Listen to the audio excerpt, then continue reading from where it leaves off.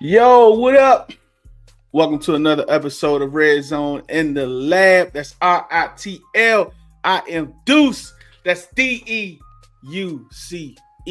And welcome to Red Zone in the Lab. The Commanders are 1-0. We got my boy Slim in the building with me. Slim, what's good? Yo, what's the word, my boy? Victory Monday vibes. Victory Monday for sure. Listen, man. Y'all might see some technical difficulties. Like my screen going in and out. I ain't got the Ethernet cable hooked up. I moved studios, so I'm still trying to get it together. So please bear with your boy. But on the other side of this, we got Commanders talk, man. We got a whole lot of Commanders talk on the other side of this, man. So yes, sir. Let's get to it, man. I didn't make it true, playing by the rules. I come apart, babe, but never cool. I didn't make it true, playing by the rules. I come apart, babe, but never cool. Man, we've been waiting a long time for this, baby. Red Zone in the Lab. Commanders. It's time. Let's get it, homie.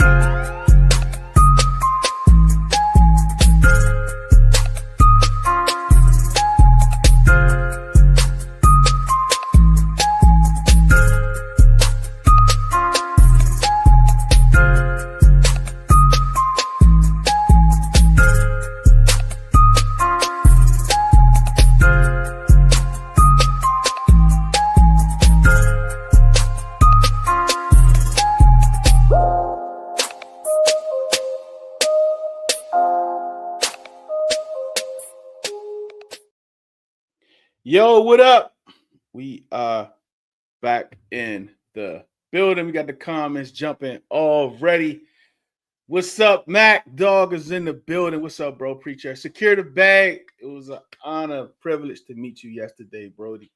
It was good to chop it up. It was good to put a name to the Avi.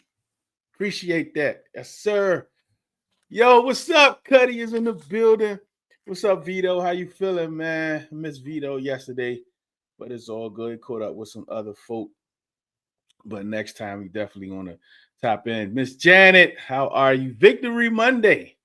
Yes, sir. Victory Monday. G-Dub is in the building. What's good? Nick, what's up, man? Hey, I don't know about what up, though. Like, that's what they say up there in Detroit, and it ain't look too good, but we'll talk about that later. So, Slim, the tailgate. Right, let's talk about the tailgate, bro. Was the tailgate lit or was the tailgate lit? Man, it's always a good time, man. Especially the home opener, man. Everybody can't wait to get back. And with our new ownership and our new star quarterback, the vibes is just immaculate, man. Rain stopped just in time for us to enjoy ourselves. Our new quarterback. That's where it was, man. Our new quarterback.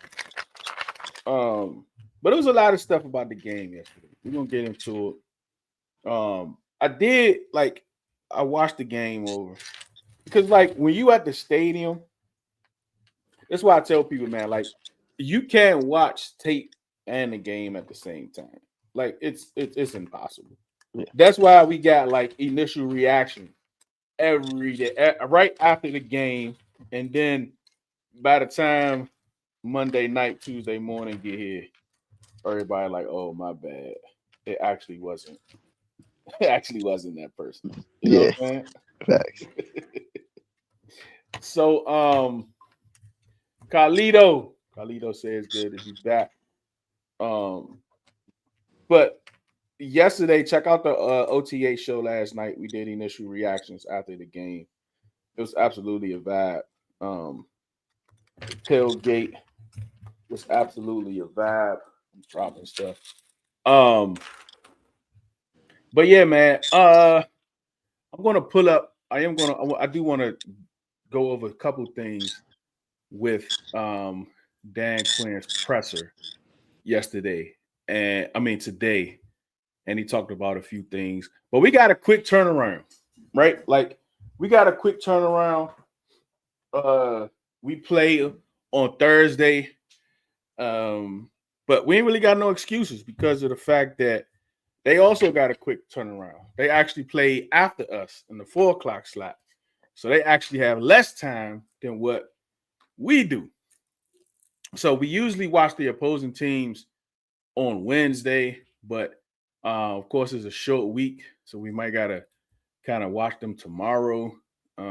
We just got to see how it falls, or I might try to watch them early Wednesday morning to see to go over their game against the Lions. But for us, it was some. What's up, Chuck? Chuck is in the building. It was some really, really promising things that came out of this game against the Giants. And I do want to kind of talk about the offseason when we talk about the Giants.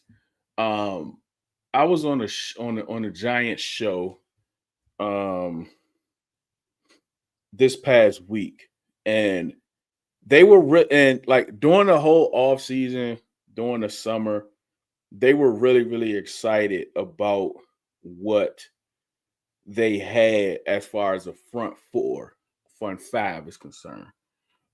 Especially when in the preseason game when they played the Bills, right? And a top five, arguably, left tackle and Abdul Carter kind of destroyed him a couple times in the preseason game.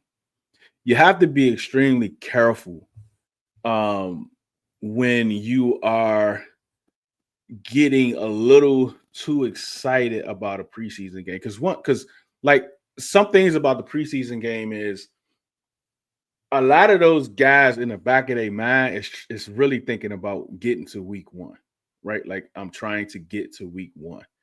And they don't really give in the game plan and the schemes. You're going to get basic vanilla offenses and defenses, right? Dive plays, off tackle leads. You might see some zone. You might see some trickery stuff every now and then, but it's really the projected first team offense that's going to give you a lot of pizzazz, as people would say. So you just got to be careful. Not saying you shouldn't be excited from what you see, especially from rookies going up against NFL players in the preseason, because you really want them to get that bump and you really want to see how they fare in the NFL, right? And it is NFL players, right? And it's somebody different that they're hitting opposite their own guys in practice, right? But when I was talking to him, I mentioned to him that you all really have the excitement that we had. And what was that, Slim? 2022? After Payne got his deal that year before when he had like 11 and a half sacks, when like him and Adam was like the top 10, both of them. Yeah, Payne last contract year. Yeah, and him and Allen balled out that year before, right? And like Montez Sweat was leading the league in pressures, great run stopper. We had Chase Young that was coming back off of an injury. We was excited about that. So like we was really excited, and they went out that drink that year and laid an egg, laid a literal egg, and that's what I kind of mentioned to him about. This is why we temper our expectations, because we've won a whole lot of off seasons, Slim, right? We've won a whole lot of preseasons, but when that real clock strikes from 15 to 14:59, it's a totally different story. Yeah. It's hard to be but so optimistic in the chances of, a season of, optimizing the talent on the roster when it's just not a consistent and stable environment for the players, for the coaching staff. So that's what I was trying to, get them, to kind of give a little bit more acknowledgement to. But, before that, like you said, before that clock strike 14:49, everybody got optimism that their season going to be as best as it can be. So yeah, and it's fair too, right? Like we need football at that point. Preseason get here, like we here, like we almost there, like we need it. Yeah, chomping at the bits like we playing. Yeah, exactly. So Nico, what's good, man? How you feeling? Dustin, what's up? Dustin is in the building. So you still have to show it. And this is the thing that we have to be careful when we think about like the draft. When everyone looks at their draft, like we go into the draft with all of this information that we have about who is going to be good, who is not, their collegiate careers, the big games, the moment games, the games that define their NFL career without even playing in the NFL, like the generational label. And we haven't seen this since this person, and this player like is compared to this player. The ceiling is this player. Like we have all of this information. And when we come out the draft, we have so many takes about those players and where they went, right? Like this team got an A+ grade because they drafted the players that we've accumulated within our mind was but the best players in this draft, right? But when you actually sit back and you look, the NFL lifespan is 3.5 years. What is that telling us? Right? That's telling us that young players, these draft picks, don't last. Right? Like they don't last because they're not good. So if you look back over whoever's draft, the last 10, 15 years, you could go back even further. How many of those players actually got to their second contract? How many of those players actually got to the third year of their contract? Right? So, but when we look back at this draft, which we probably won't do, Slim, right? Because we ain't looking back at last year's draft. All of those players that people were saying were so good, as far as like they wasn't, right? Like that's why we have so many busts in the NFL. Like you can tell me that the first 3 rounds this past year draft, fans is telling me that these guys are going to be ballers. And the reality of it is they're not. Like, I don't care where you pick, first, second, third, like you're just not going to be good, even though you have as so much hype. What you think, Slim? Yeah, I think you make a good point, man. I think it would be like a fun experiment to see to just take one draft in itself and to see how many players lasted and like make rounds, like how many rounds of players, you know what I'm saying, made it past the average 3.5 year span. Because like you said, that's nothing but get into a second contract, whether that be with the team that drafted you, accepting that option if you're a first rounder, or extending you, or you finding somewhere to go as a free agent. So um,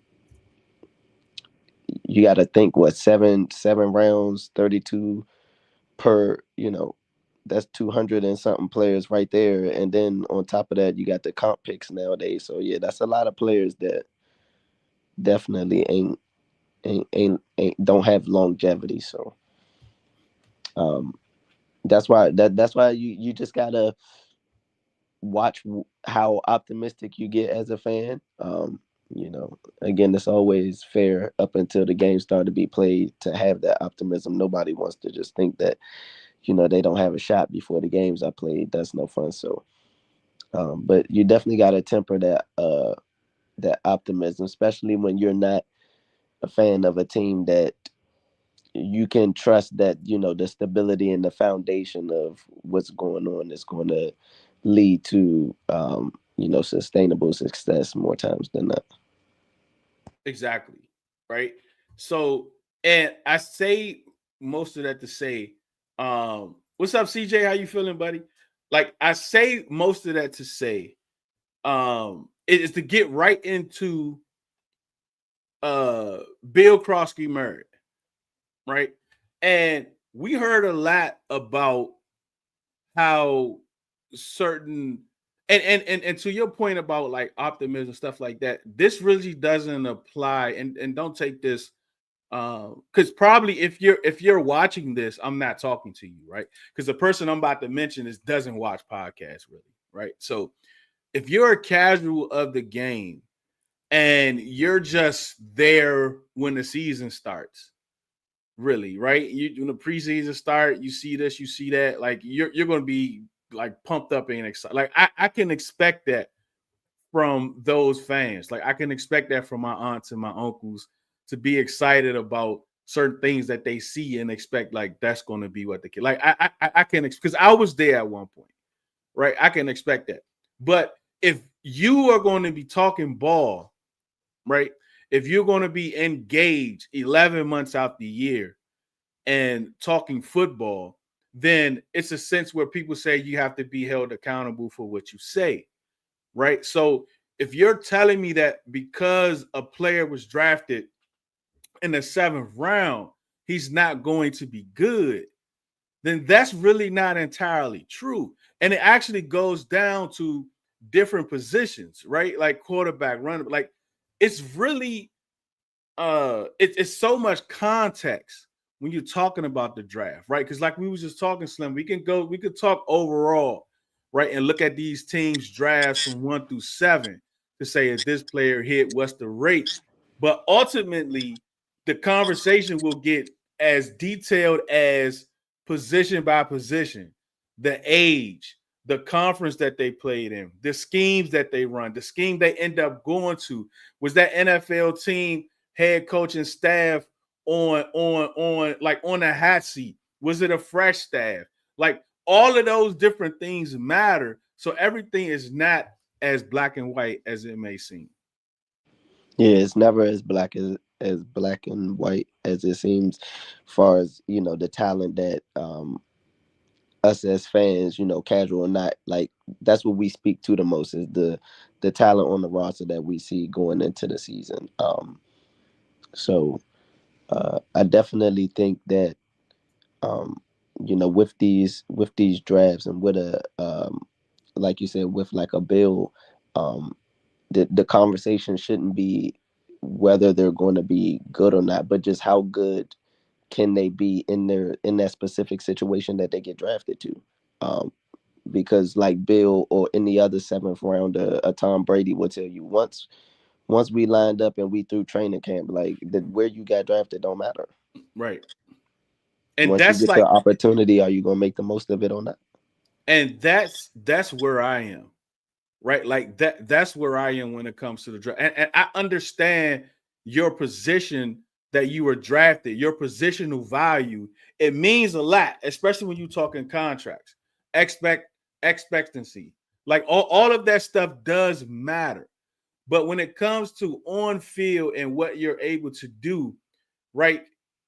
All of these guys have been playing football majority of their lives. You have some guys that just started in junior high school, different. You hear those stories of those guys, but a lot of these guys been playing football the majority of their life. So once you get on the football field, you do have like your draft position does matter because it gives you chances. Like the higher you were drafted, the more chances you'll get to succeed, right? The more chances you'll get to sit and wait. Like all of that stuff matters. But ultimately, like as a head coach, as a staff of the team that I support, right? I want you to put the best people out on the field, regardless of draft status. But I understand that's also a difficult thing to do if you got like this first round pick where like he's touted to be the best, let's just say the best edge rusher that we've seen in the last 20 years, right? He's expected to do this and do that. But from what you see in the offseason through preseason through camp, you're not seeing that. But you got this undrafted dude that's out there making plays in camp and preseason and joint practices. Like, it's not too many coaches that'll make that move. but there are some, and that's what I want, a coach that's able to do that. But with having the understanding that if they don't do it, there are ways to kind of get that other player some reps. What's up, Dog Tie? How you feeling? The house of Bethlehem, what's good? How you feeling? Might be your first time comment. I ain't sure, but if it is, I absolutely appreciate you. Continue to do so. There is tons of gold to be mined in the later rounds of the draft and the undrafted free agent market. The really good gems will find talent, and that's the thing, right? Because like a lot of people say, your first 100 picks, the first 3-4 rounds, like it's just that like I ain't gonna say it's easy because no one really like I mean the life expectancy for those rounds and all the rounds is real low, but to really find a gem is to go out there and get those players in those later rounds that doesn't get a lot of publicity, right? They don't have a lot of scouts looking at these players as their schools. There's not a ton of information about these guys, right? But it's always somebody that sees something. This is why I love Adam Peters, because even coming from the 49ers in this past stops, I talked with some of the guys that's worked closely with him, especially scouts and stuff like that. Like he really he really considers their opinion. Like he really considers the information that they give him. Like as a GM that's making these decisions, you can't be everywhere. You have to really trust the people that you put in these different quadrants of the US looking at these players, right? Like you have to really trust them. So when he comes to you with a guy that might get drafted in the 7th or an undrafted guy, like those are the gems. Like your later round picks, those is how you really build a team. To have those guys on your team to hit those picks, that's how you really build a complete team. Let's see, Dustin says, yeah, they might get all the draft height, then years later they are cap casualties, cut or just backups. Only a few of them rejuvenate their career, other falls off and fall out the league, which is true. Bobby Bethel, for example, found tons of talent in the later round. Georgia Codes, yeah, and that's true, right? Like that's true. And a lot of the GMs that have success around the league, they have some good picks. Like man, Slim was talking about earlier. Like, don't think that every team only gets, because out of you get 7 draft picks, you're lucky to get 3 players that's going to get second contracts. You're lucky. But there are some teams that have hits when they got 4 or 5 of them.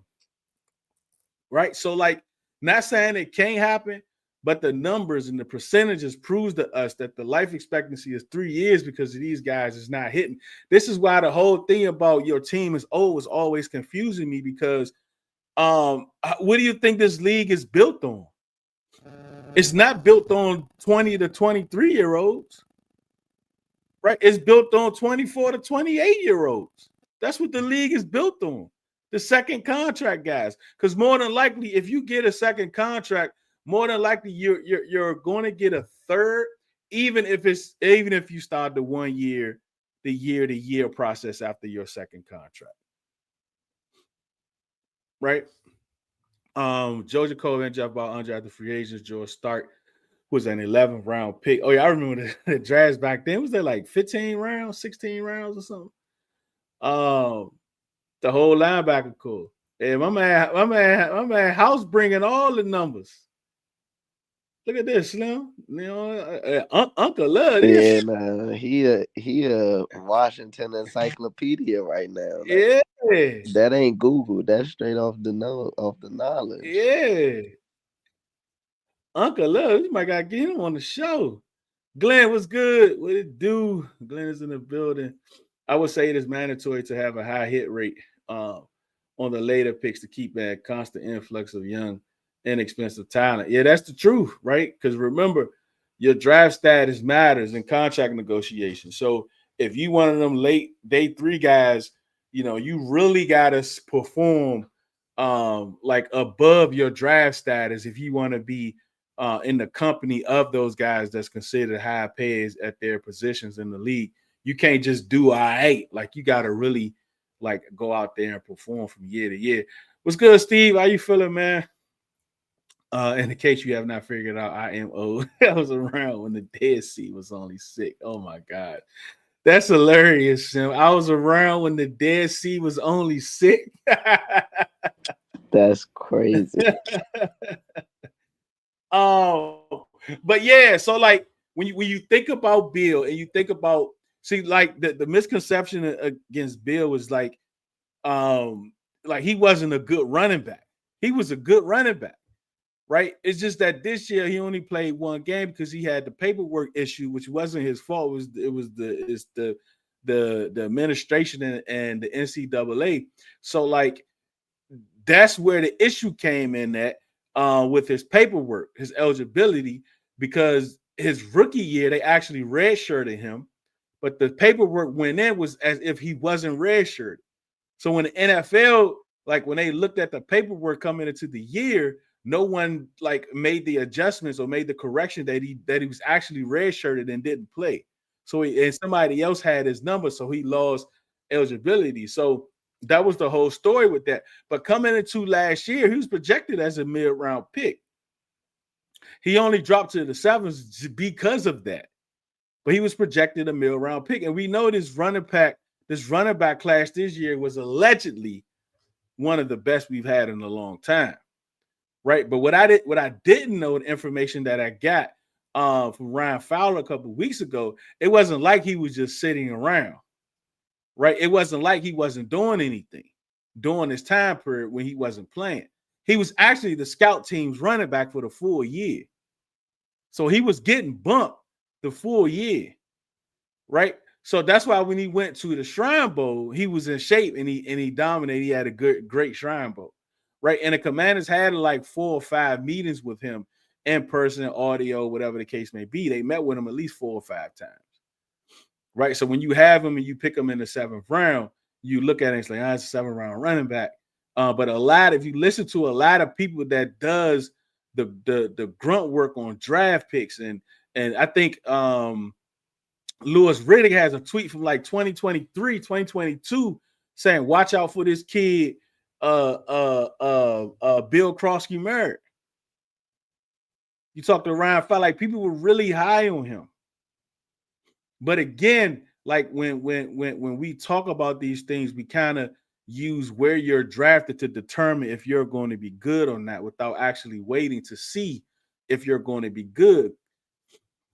And that's on us, right? So I say all that to say, as far as week 1, the 7th round pick, right, had more rushing yards than everybody else, right? He had more rushing yards than Marion Hampton, more rushing yards than Ashton Genty. Let me give you the numbers, right?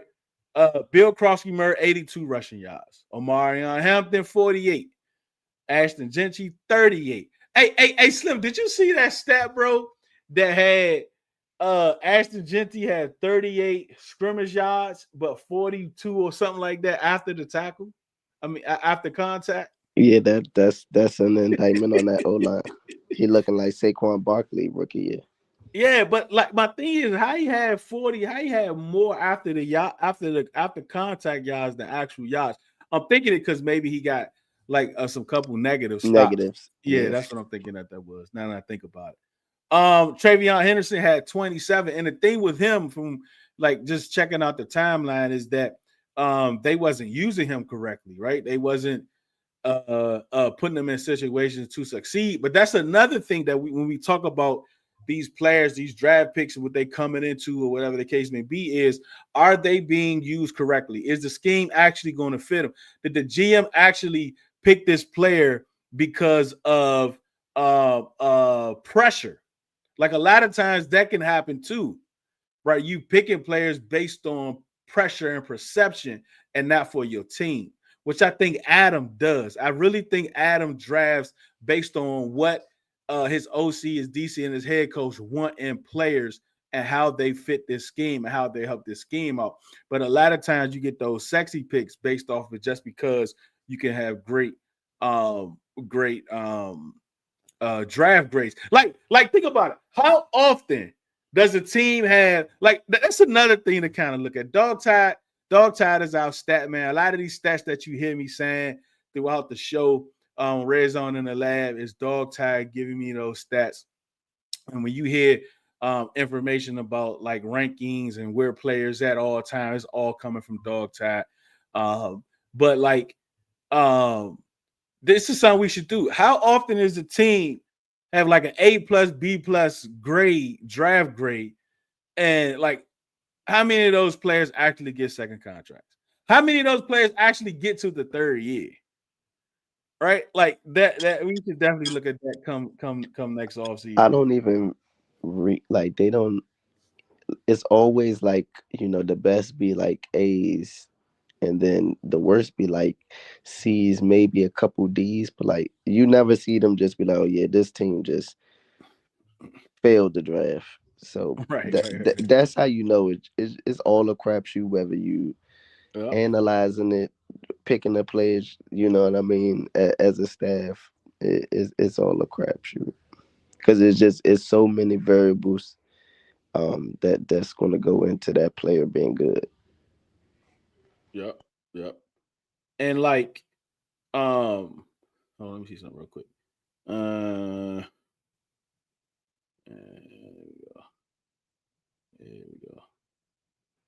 Let me see. I got nothing. All right. He grew up going to games at RFK in the late 70s through the 80s. Man, Uncle love this guy. If Bill played football at Arizona last year, he would have been at least the third round. That matters a lot too, right? Like where you go to college, what conference you play in, all that stuff matters too. Right? Rather you think it's fair or not, a lot of that stuff matters because people will say, well, and I don't really know the conferences like that, Slim, but you can help me out. Like what's like a lower conference? Like the ACC. Yeah, like okay, so like the ACC, right? So you'll have a quarterback that play in the ACC, like Drake May, right? Drake, they was in the Mm-hmm. ACC, Mm-hmm.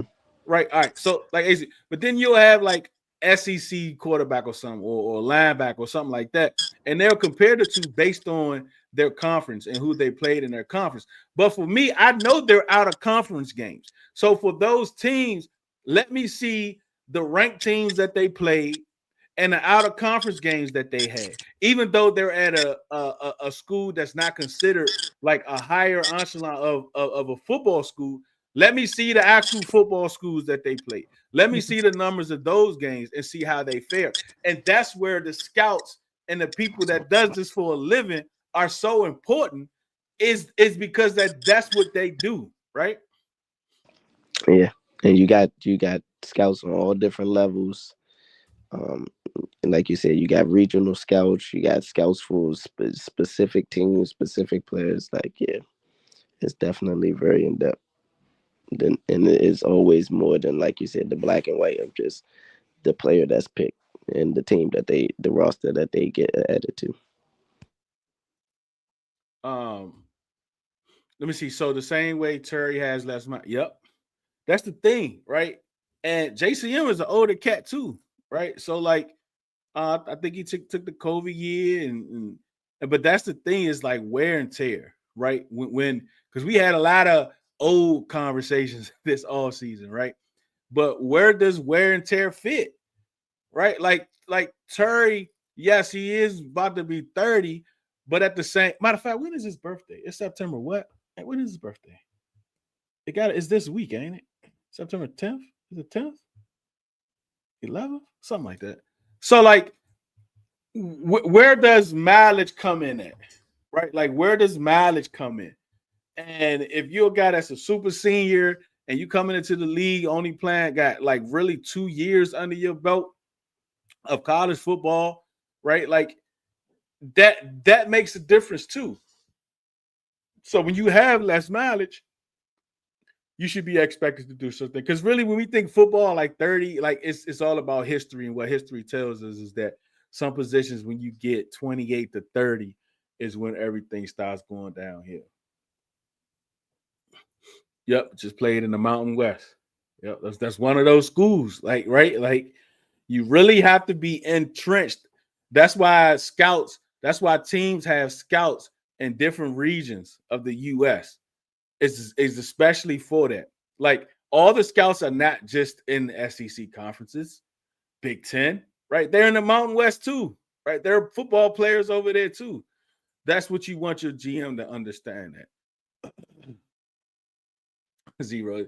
And that's the thing we're going to talk about as the season goes on. I'm not really ready to have the conversation about like the differences between the running game last year with B-Rob and this year, even though we saw amazing difference. Like it was night and day.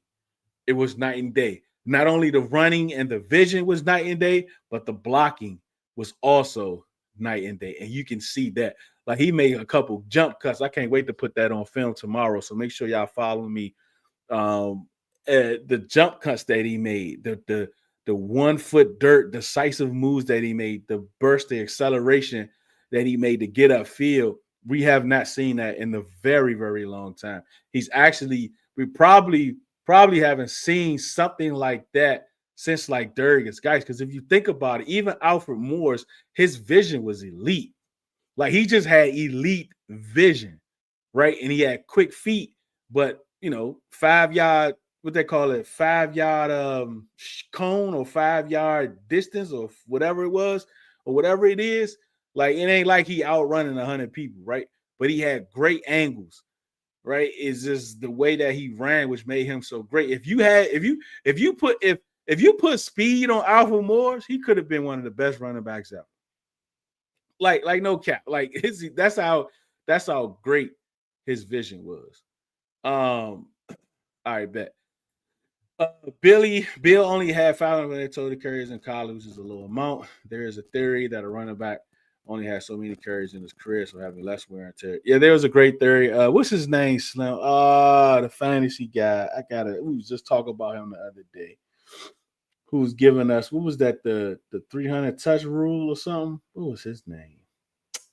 About running backs the next year. Yeah, I forgot what his name was. I follow him too. I try to figure out. What's up, Jermaine? This might be your first time comment, bro. I obviously appreciate you comment. Continue to do so, man. Appreciate you. The ACC. ACC is not a small conference. This dude doesn't. Oh, we gotta check this dude out. The MAC, Mountain West, CUSA, the Sun Belt, etc. I 100% agree with you. Stats in college should be subsets of the total. Quality of opposition should matter when evaluating a player, and like all of that comes into play, right? Like all of that comes into play. But it should come into play, right? And you have to have staff in order to fully evaluate a player, right? And our staff was extremely small prior to Adam Peters and them coming here. Because I remember Smokey and I, we was talking about what our the personnel, what it looked like prior to, and compared to San Francisco's, right? And ours was like it was different, right? We had way less. We had less staff than in scouts and executive positions and all those different things than the 49ers. And now, if you look at it now from what it was compared 2 years ago, we have staff, right? We have scouts in every region. We have assistant scouts in every region. So all of that matters when it comes down to scouting and finding these players that's in the when you talk about the smaller conferences. I forgot what we lost. I don't know what Sunday is. Had some mileage just against lower competition. So like 3 years, you 1 year. Should equal 22 likes. Appreciate that, Slim. Trail, make it happen. Yeah, man. Like, share, do all that good stuff. Appreciate it. Terry birthday. Okay, 15th and 17th. What's up? What's up, Ricardo? How you feeling? There's not yet, but he has over 100 less carries than Saquon did in his college career. Spread that over a much longer time period.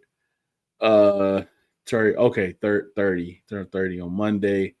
C controlled both lines of scrimmage with ease. For sure, Alabama State had multiple backs they were deploying. I used to live out there, which teams played. Always feel the Alpha Boy is always dismissed by the league because he was a 7th-round pick. And here we go again. Here we go again with another 7th-round pick that a lot of people dismissed. We're going to figure it out, man. We're going to figure them out, man. Got you, CJ. Come on, let me. Yeah, that's what he meant, but don't worry about the house. We move.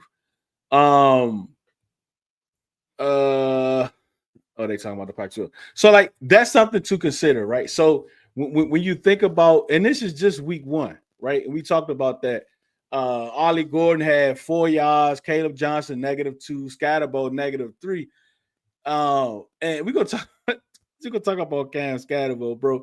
Did y'all notice when he runs, his head is down? Like he's literally trying to put the crown of his helmet in your chest. That's not going to last long at all. Because what was his injury in the offseason? Was it neck? I'm not sure. I forgot what his injury was during the summer. He's a almost like to the point it's like basically unnecessarily violent of a runner. Unnecessarily, bro. Like, and you like that sometimes. Like you like to do so, but like you got to be careful out here, especially with your crown down. Get some yards and then be violent. Right, you ain't gotta be violent in the scrum. Yeah, man. So like we're gonna definitely be seeing him for the next couple years for sure. And I think Jadon Blue for the Cowboys, he was deactivated. I mean, he was inactive. Who else was out there? And a few other runners, but it just like a lot of stuff matter. A lot of variables matter, man. When you're thinking about these draft picks and what they doing. We had 5 picks. We played 4 of them yesterday. Frankie Lou bounced off Cam a couple times yesterday. Yeah, I remember that one to the sideline for sure when he broke like 3 tackles in one spot. Like, yeah, he's different. Like, you put that head down, but that's like that's not going to give him longevity to be playing like that. It's just not. It's not. The vibe I get, he's a guy with limited athletic tools trying to make up for that. Yep, that's it. And that's just it's not going to work. It's not going to work at all like that.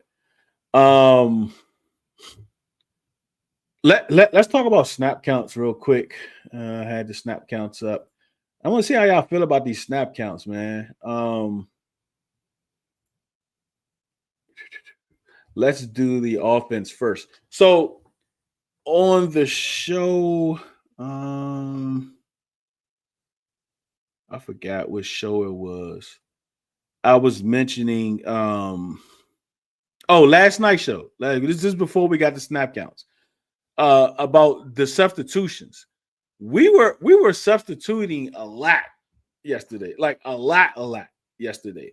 And I'm specifically talking about offense because we know we do it on defense. We substitute a lot last year, but we did it a whole lot yesterday. So I said out of 70 plays, if we have, and I didn't even know that we actually had 70 plays, so that was a heck of a guess, 100% guess. So I was like, yeah, let's just say out of 70% plays, nobody, the next person outside of the offensive line and Jade would be around 50. That's how often we substituted, and that's what it came down to. Terry McLaurin had 55. Debo Samuel had 54. Right, so Terry was out there 79% of the time. Right, I didn't see what it was compared to last year, but like he's not off the field that much, I'm sure. It was crazy to see. I don't know if it was Grant or Nick that does our PFF. I forgot who exactly it was. But they said that's typical Terry usage, and I was kind of shocked by that myself. Oh, well, see, look, there it is. And hey, there we go. Right, like so, like. But it just seemed like the substitutions were a lot yesterday.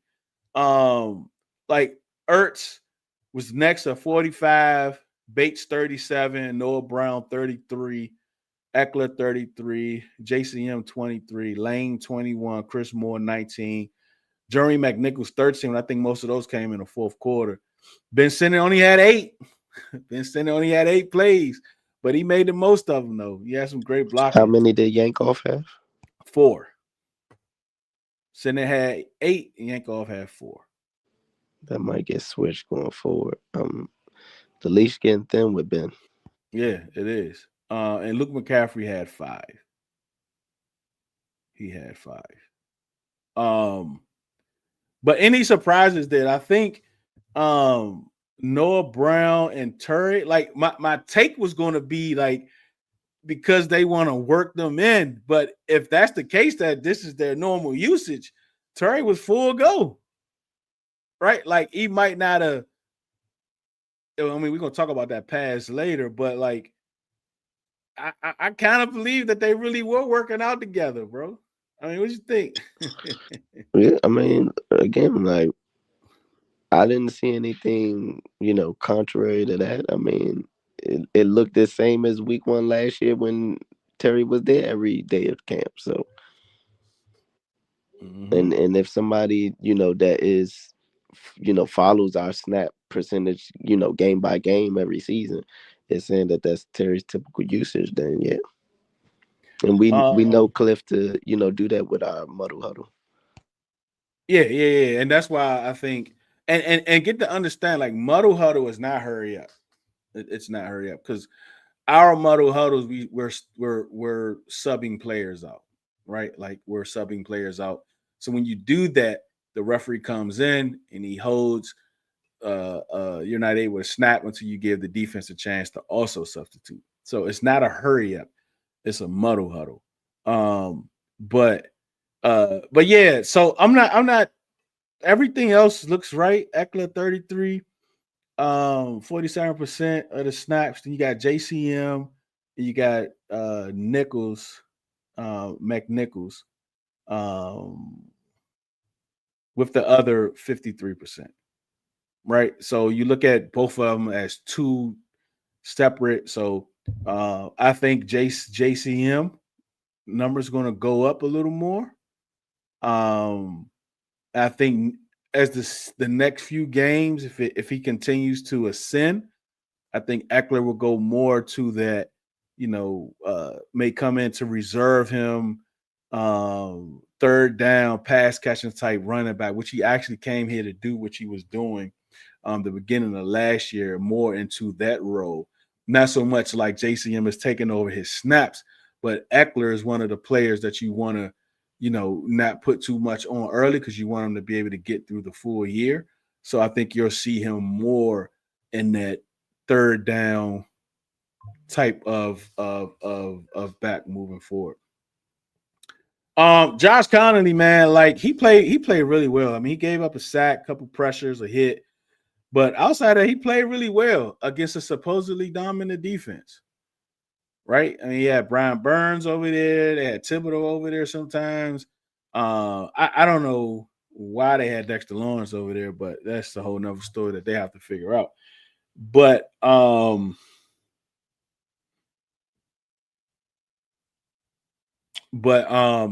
they like he did really well. He did really well in the run game, but hey, he got Micah this week. And last year when Micah went up against Tunsil, 3 plays he matched up on Tunsil, all in the first quarter, bro.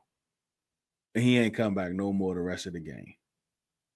He was everywhere else but opposite Laramie Tunsil, the great Michael Parsons. So you can absolutely expect Michael Parsons to be lined up over there on Josh Connolly. So buckle up, young fella. It's gonna be a long night. Have fun, Josh. This is the NFL, man. Hey, Senate might be in trouble, man. Yep, I believe that too, Ricardo. What's up, Big Simp? Welcome, man. Appreciate you. Oh, we got breaking news, Slim. Hold up. Let me see. I knew my phone was going off for a reason. Howie is an addict. Look at Howie, bro. Oh my gosh, this dude, man. Tank Bigsby. But like, I mean, like, so He's just doing stuff to do stuff. Like yeah, why? like at Like what point? why? At what point does he not continue to get brownie points for cleaning up the mess he made? Because clearly Will Shipley and AJ Dillon ain't good enough. Clearly, whatever you got at Edge wasn't good enough. Because after 1 week, you trade in your valuable picks for a depth running back, and you sign in Zadarius Smith off the couch. At this point, he playing Madden, bro. He's just doing it to stay in the news. Like, I mean, he has so many draft picks. Like, he just don't know what to do with them, Man, right?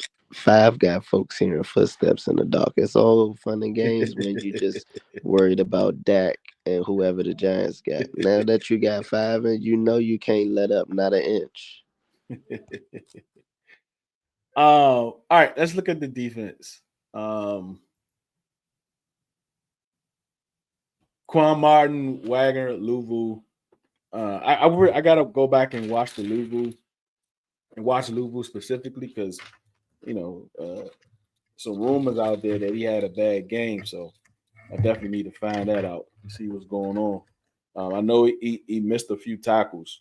And you really ain't hear his name too much. You ain't really see too many impact plays. I know he had some couple pass coverage plays that was really good. But I want to see how they. And then look, you might not because I mean everyone else was really good up front. So a lot of times when you have that, you might not have that guy that had to do it all, right? Like you might be able to all of a sudden untap a different part of Louvu, being as though he's not needed. Just one play specifically, you can really start moving him around more and more. But I'm not surprised those three guys played.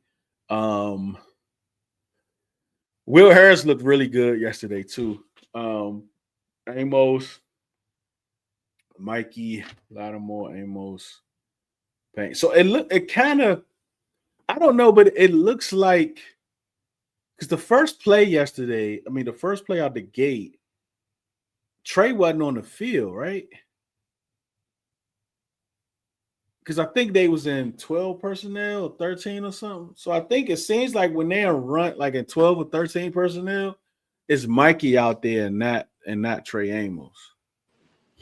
Which I could understand early on in the season. I saw them bringing Tyler Owens out there early as well.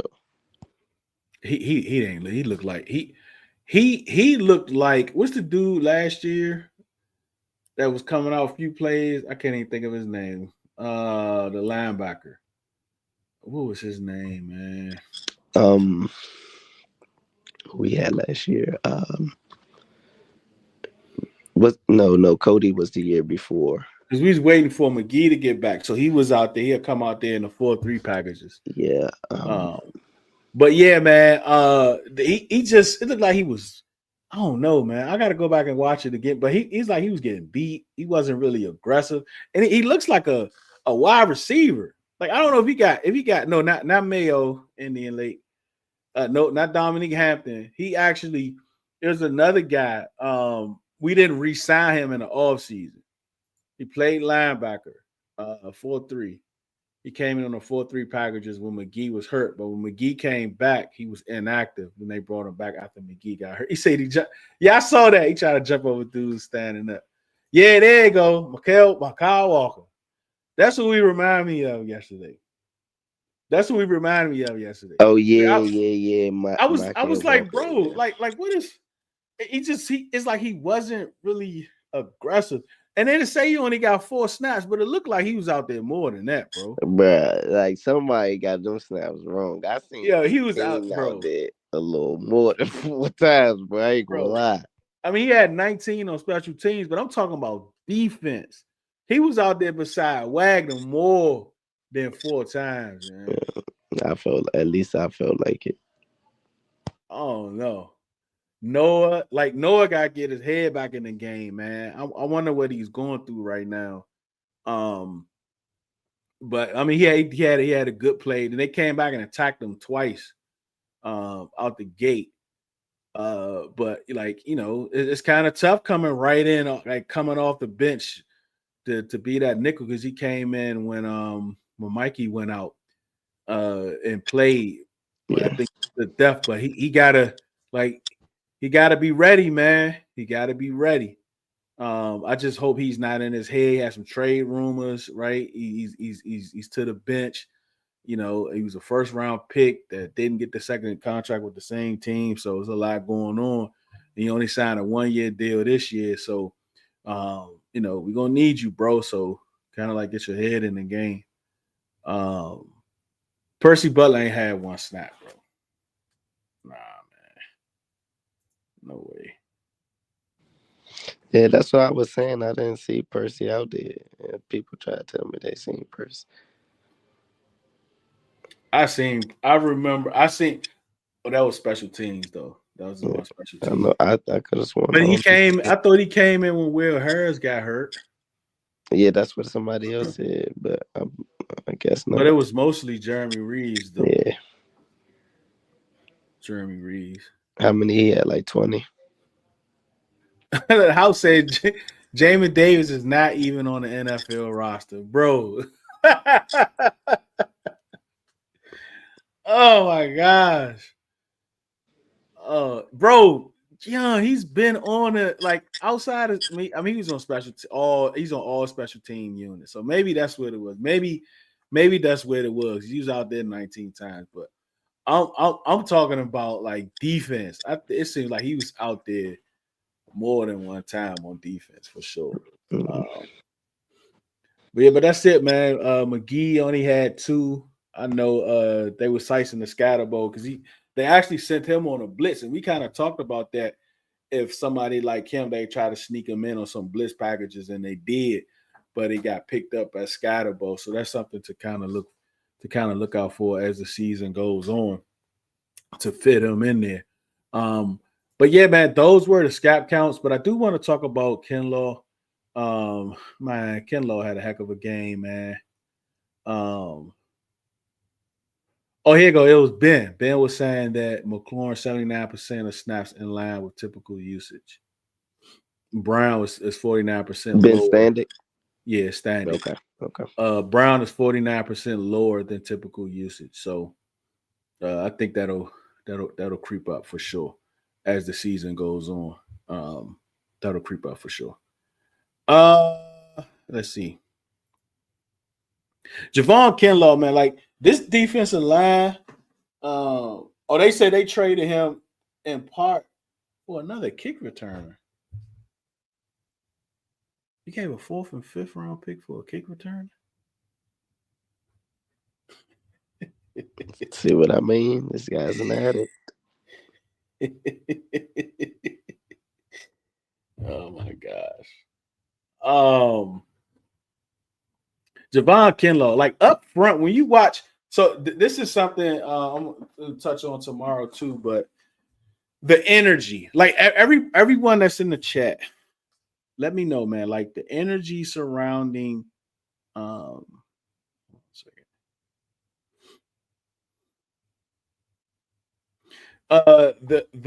energy. The defensive line came out hot like the first quarter. It came out hot, like the energy was up.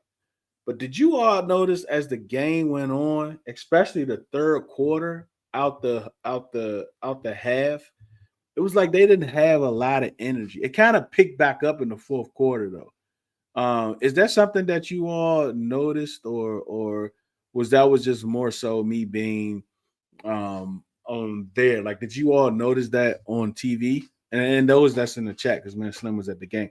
But did you notice that at the game, Slim, or I'm just kind of mixing things up? No, I didn't notice, but I'm I be there for the full experience, so I still gotta watch the game back to really see what you're talking about. But I will say in the third quarter, that is when Russ started getting a little bit of time to find neighbors. Them couple of plays when Noah was in, and I think he had one on Amos. So that kind of would speak to that, I would think. Yeah, something to really kind of look at. Um, the pressures, like we talked about pressures for a long time with Chase and Montez Sweat because it seemed like they could just never get home. But pressures do matter, right? But it's just the thing about pressures is each pressure has a story, and each pressure is not um doesn't mean as much as the next pressure, or each pressure is not as impactful as the next pressure, right? Because we really need to know what that pressure did. Because a lot of times you could get pressure and they can complete like a 40-yard play, right? Just because you got pressure, right? Even though you got pressure, right? But what does that pressure do? But as far as pressures itself, Dorrance Armstrong had 9 of them, right? He had 9 pressures. He was getting to the quarterback, right? He was getting in the quarterback face. He was getting his hands up. He was making a quarterback move. And that's what you want. You want the quarterback to be uncomfortable. And even Johnny Newton had 5 pressures, right? So there's a lot of, that's what I wanted to look at. Hold on. I didn't even look at Johnny Newton snaps. Shucks. I want to go back to Johnny Newton snaps. Let me see. What did he have? He had 26. Eddie Goldman had 26. Ken Law had 40. Payne had 45. So yeah, that makes sense, right?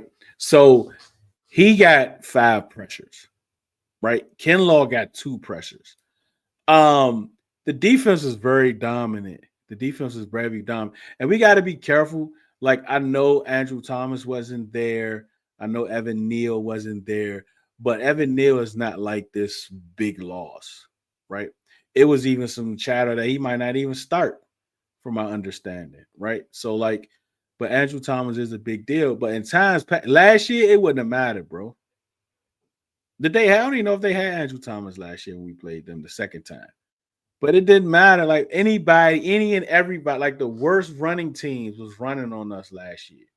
So when people say, when people say, oh, their O line wasn't good, this, and that, for us, we know, like, we understand that last year that didn't matter if the team had a good O line or not. They were still rushing on. They were still running that rock against us. So, like, how are you feeling about the run defense after one game?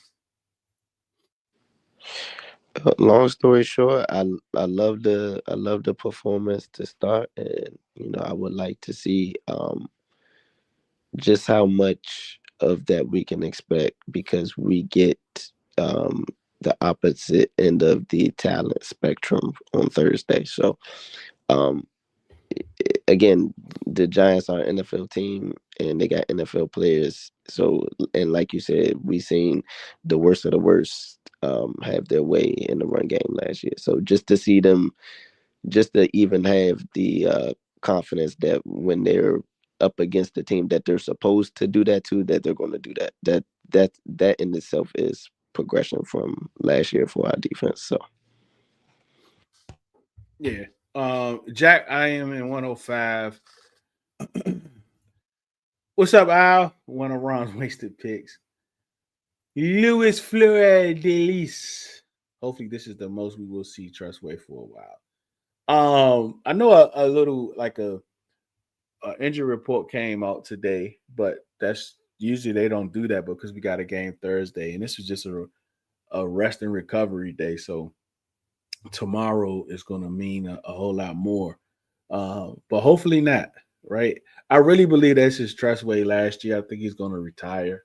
That's why we gave him the 1-year deal. They just his wife, kid, they just adopted another baby. So I really like Trust. Seems like a family guy. Like, he doesn't seem like a guy that's just trying to stay as long as he can or whatever. So this might be Trust last year, y'all. So John's like Jazzy Jeff, man, he was getting them up. Hey, bro, the first play of the game, he jumped through. Bro, He jumped 3 lanes, bro. He jumped 3 holes. He jumped 3 techniques. He went from a 5 technique all the way to a 1 technique and still got his hand on a running back. That was insane, bro. I don't think I've ever seen him move like that in none of the film I watched over the off season. And now he's got a little bit more juice playing for the home crowd. He's spoken a lot to it through the off season, and he's got some hunger in him. This wanting to make this his last stop and make it more meaningful. Because in his first 2 stops with the Jets and the 49ers, you seen his talent in flashes, but he was never putting it all together for a whole season, in both the run and the pass game. Because some people will tell you he's not good in the run game. He's only a pass rushing interior D lineman. Then some people will tell you, well, he's not effective against the run, and vice versa. So it was definitely good to see him get off to a hot start. Hope he can continue that. Yeah. Hope so. I think they are demanding a lot from the DBs. They played a lot of press coverage yesterday. But like talent is talent, right? Like you can't expect people to just anybody just go out there and shut neighbors down, right? Like you can't expect that. Um, but I think they all did pretty good. Like it's neighbors. You know what I'm saying? You got to have your best talent on it, but I think our cornerbacks are sufficient, way better than what we had last year. Quan Martin, man, not so much. Like neighbors put him in a bag on that deep out. Uh, but I think they were in like a heavy personnel. I don't know which one it was, but he came in motion and they had a wide receiver to that side already. And they got to match up the one-on-one with Quan Martin. But yeah. I don't think this is going to be the case. Like think about it. Like we want traveling corners, but how many of those in the league, Slim? 3? That ain't Lattimore no more. He ain't doing that no more. I mean, that's not a lot of corners. There's only like Yeah, yeah, 3 yeah, of yeah, them that yeah. can do that. Yeah, nah, it's only the upper echelon, and Marshawn isn't in that phase of his career no more, and we don't need him to do that. Like I'm fine with folks thinking that they can try to pick on Amos, and they'll see that ain't as fun as they expect it to be just because he a rookie. So Yeah, nah, so I like the way the defense I'm emerged. totally fine with that. Like I didn't think they were going to be moving him around anyhow. Um, just keep him where he comfortable at. Keep Amos where he comfortable at, and let's rock out. I think they did really really good yesterday. Yeah, keeping our 3 corners where they are and not traveling and stuff allows you to do all of the substituting with the linebackers and pulling the third safety onto the field, off the field, and doing all of that without those blunders and communication hiccups we live with for you know Ron and JDR's whole tenure. So Mm-hmm. Yeah, see, that make a good point. He said, yeah, I think teams do have ups and downs throughout the game, and it seems they let off the gas. We think of it like a drop pass or missed tackle. I think it's hard to stay turned for all folk. That's true. That's true. That's a good point. I think the narrative was Trey isn't a travel corner. I believe he almost exclusively lines up on the right offensive right side. Um, I'm not saying that they are not good. What I'm saying is a lot of them should travel and match up against the opposite. But I don't like he's not there anymore. Like the name is telling you that, but like who he is as a player right now, he's not doing that. He played a heck of a game though. Like he was balling out like in the run game, pass game, coming late to the pile, like throwing a shoulder in there, like getting aggressive. He did the Kurt Angle slam on somebody, like like Sean was out there hooping, bro. Sean was out there balling, man. Like you love to see it. He had some good coverage. I watched like wherever Neighbors was, like I had an eye on that. He was matched up on Neighbors a few times on one-on-one, and he ain't back down. He ain't paid 10 yards off the ball. He was like 3 yards into press on Neighbors like multiple times, bro. Like that's very, very encouraging. Very encouraging. Uh confidence early, Ricky, and not put him in bad situations. Man, listen, this is the NFL, man. This is the NFL. Just like you said, they can move people around to put them in. Like he ain't running from nobody, right? Like I don't like that anyway, right? If you don't have a a corner that can travel, I mean, even that, like I'm not traveling with everybody. You know what I'm saying? If I did have a corner to do that, because I want my other corner to get reps too. I want them to build confidence. And sometimes when you traveling on everybody, you're telling them, I don't trust you to guard this person. I don't have confidence that you can cover this person. Right. And if it ain't the top 3, 4 wide receivers in the league, I'm not doing it. Like, because I'm trying to build that's probably the most important thing for a cornerback is confidence. And if the people around him don't believe in him, it's gonna be a long night for sure.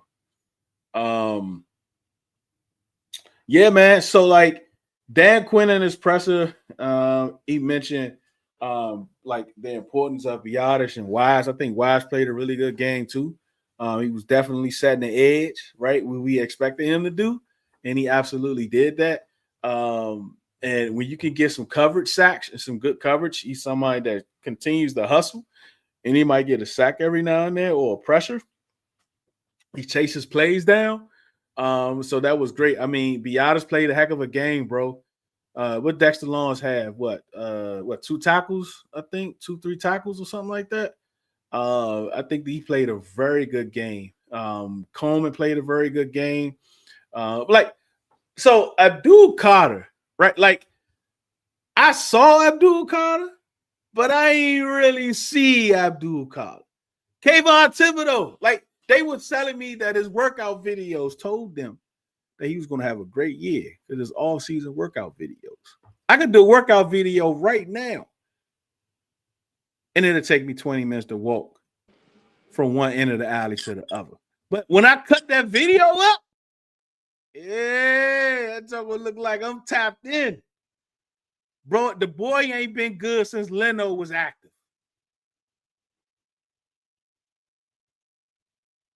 Listen, man, that front might do a lot of damage to the rest of the league, but we've been telling folks like when our offensive line was underrated last year and we maximized it with scheme, chipping, max protection, and the talent of our quarterback. We shut their D line out twice. Shut them out, bro. And then they added a guy who, granted, is projected to be a star pass rusher himself one day. To think that that alone was just going to now allow them to feast. And Brian Burns was the one that was, having a day in the midst of them getting punched up all day. But that is the third consecutive game that I've seen Dexter Lawrence on the side, hand on hips, more than I've seen him making plays in the game. Shout out Tyler Biotish. Yeah, shout out to Tyler Biotish for sure. What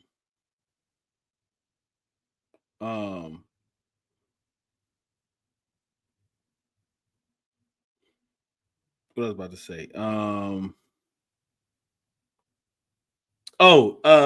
House said I think he made a comment about Wise, but now Wise had played 40 snaps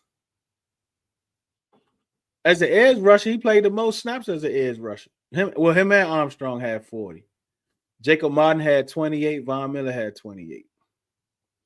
Eddie Goldman had 26, and Newton had 26. Remember him and Goldman played two different positions. Yeah, Josh Conley did really good. And one of the Brian Burns sacks, did they give him that sack as a sack? The busted screen pass? I guess so. Because I don't know what happened on that screen play. Because they let everybody go, and Jaden couldn't see nobody. That joint would have been picked.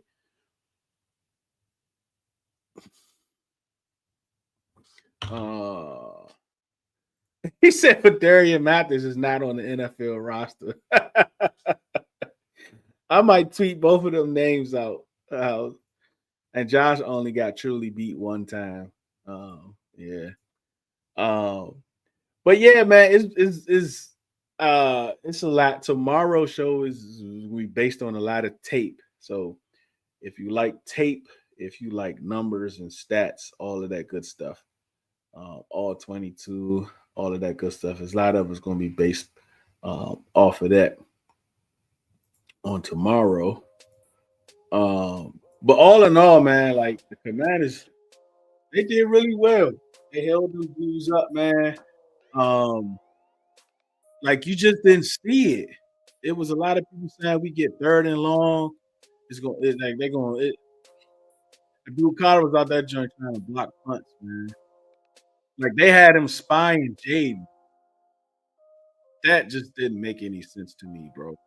They had him spying Jaden. Um, you got to figure something out, man. You got to figure something out. But I'm excited about the team. I'm excited um, on the draft grade. I don't know, not that far. Like 9 years, maybe. Like that far. But yeah, we might get this second half. But I do want to bring up a couple things. Oh,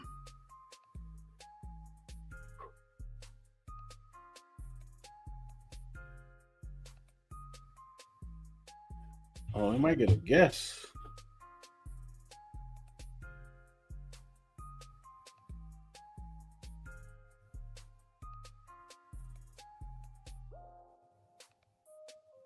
Let me see.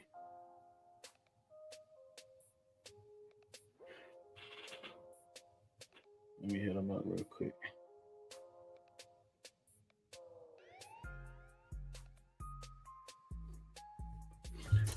We're gonna get through this part, and if we get the special guest that's gonna jump in, we could just give y'all these last two stories real quick. And then we could get ready to get out of here. But two things from our stat man. A few things from our stat man. Dog tag. JCM is on pace to be an almost 1,400-yard rusher as a 7th-round rookie running back. 1,394 yards, which will rank him 15th all time. So think about that. Placing him ahead of all-time greats such as Eddie George, Adrian Peterson, Saquon Barkley, Marshall Faulk, and Matt Forte. I think he's going to get up. I think I mean 82 yards. He did have a big run of like 30, 40 yards, but he is somebody that can give you some of those. Like he can take some to the house, right? I think that's fair. Another thing, the Commanders, we recorded 22 total pressures against the Giants in week 1. This figure is the highest pressure total in the league through Sunday games. Additionally, Dorrance Armstrong led the Commanders with 9 pressures, which is tied his career high and led to one of Washington's 2 sacks. The Commanders secondary held Strip Club Elite to 5 receptions in their week 1 matchup with the Blue People. This 5 reception performance is his second worst in his career. And I think one of them was us, the other one too, right? Because then he had 3 catches or 4 catches in that second game last year. Relatively, Neighbors recorded a career low catch percentage in this week's matchup, coming in at 41.7%. And I know it was some more. Where's the Terry one at? Where did you send the Terry one at? Oh, here we go. So we need to be on the lookout. Terry McLaurin is currently ranked 6th in receiving yards all time, 6,406 yards amongst Commanders players with just 87 more yards. Scary Terry will surpass Bobby Mitchell, 6492, to enter the top 5 in Commanders history, which might happen Thursday. So be on the lookout for that record. Shout out to Santana Moss, who is currently at 1,461 yards from catching Santana Moss. If he gets that this year, we turned up for sure. But I absolutely think he gets that next year, all things considered. And shout out to Santana Moss, who got his banner lifted into the Ring of Fame at Northwest Stadium. Now, next up. It's now time for Riddle News of the Day. Riddle Reactions of the Day. Reactions of the day, man. Going through NFL Twitter, Panthers fans are currently coping with the fact that they are so irrelevant. The Dolphins' loss is taking cake over what they did. We got the Ravens fans who are at the end of the road with their head coach John Harbaugh. They're tired of his shenanigans. Bengals fans trying to cope, acting like their defense is better because they held a lowly Browns offense to 16 points, even though the receiver were dropping passes and Joe Flacco had 300 yards. Um,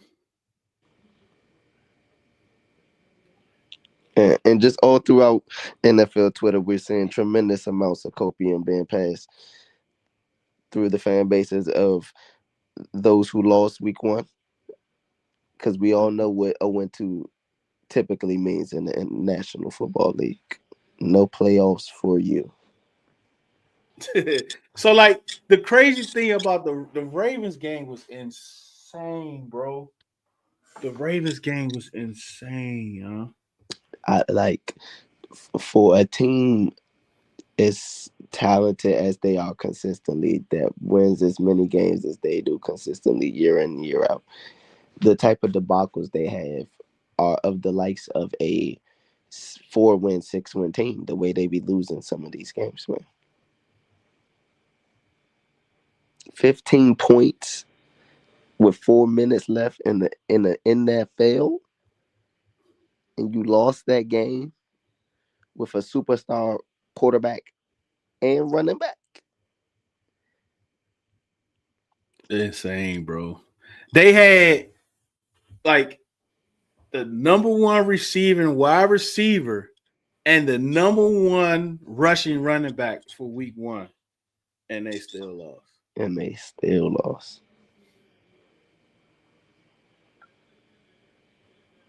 That's insane to me, bro. And what was the score? Like 40 to what? 27? It With was 11 minutes left? 40 to 40 to 25 with 4 minutes left or 5 minutes left. Oh my gosh, bro. That like I can't believe that. That is insane, man. No onside kicks either. You would think, that was an onside kick type of game, type of comeback. Not even. All right, so it looked like we do have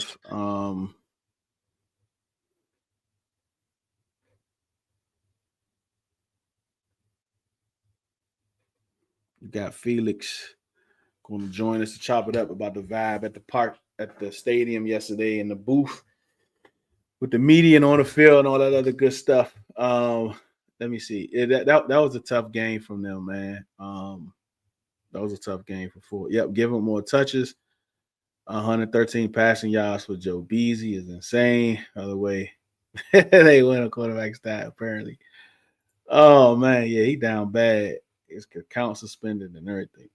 Remember how the experts always say the NFL defense are ahead of the offenses early in the season. If we clean things up, there is no telling how good this offense can be. I want to talk about that a lot with Felix about like the sloppiness that they came in. But let's go to our. What we just do reactions, Slim? Yep. All right, so let's do news. It's now time for Riddle News of the Day.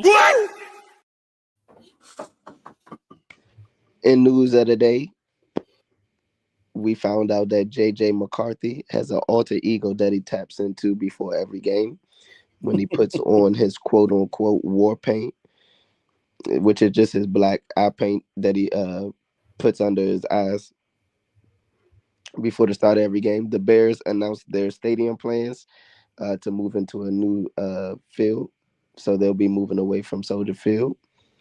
Across the pond news, Nottingham Forest Football Club fired their head coach Nuno after 3 games into the season, after a disappointing into last season and a very shambolic start to this season. He is out of there, and they're probably going to sign the likes of Ange Postecoglou.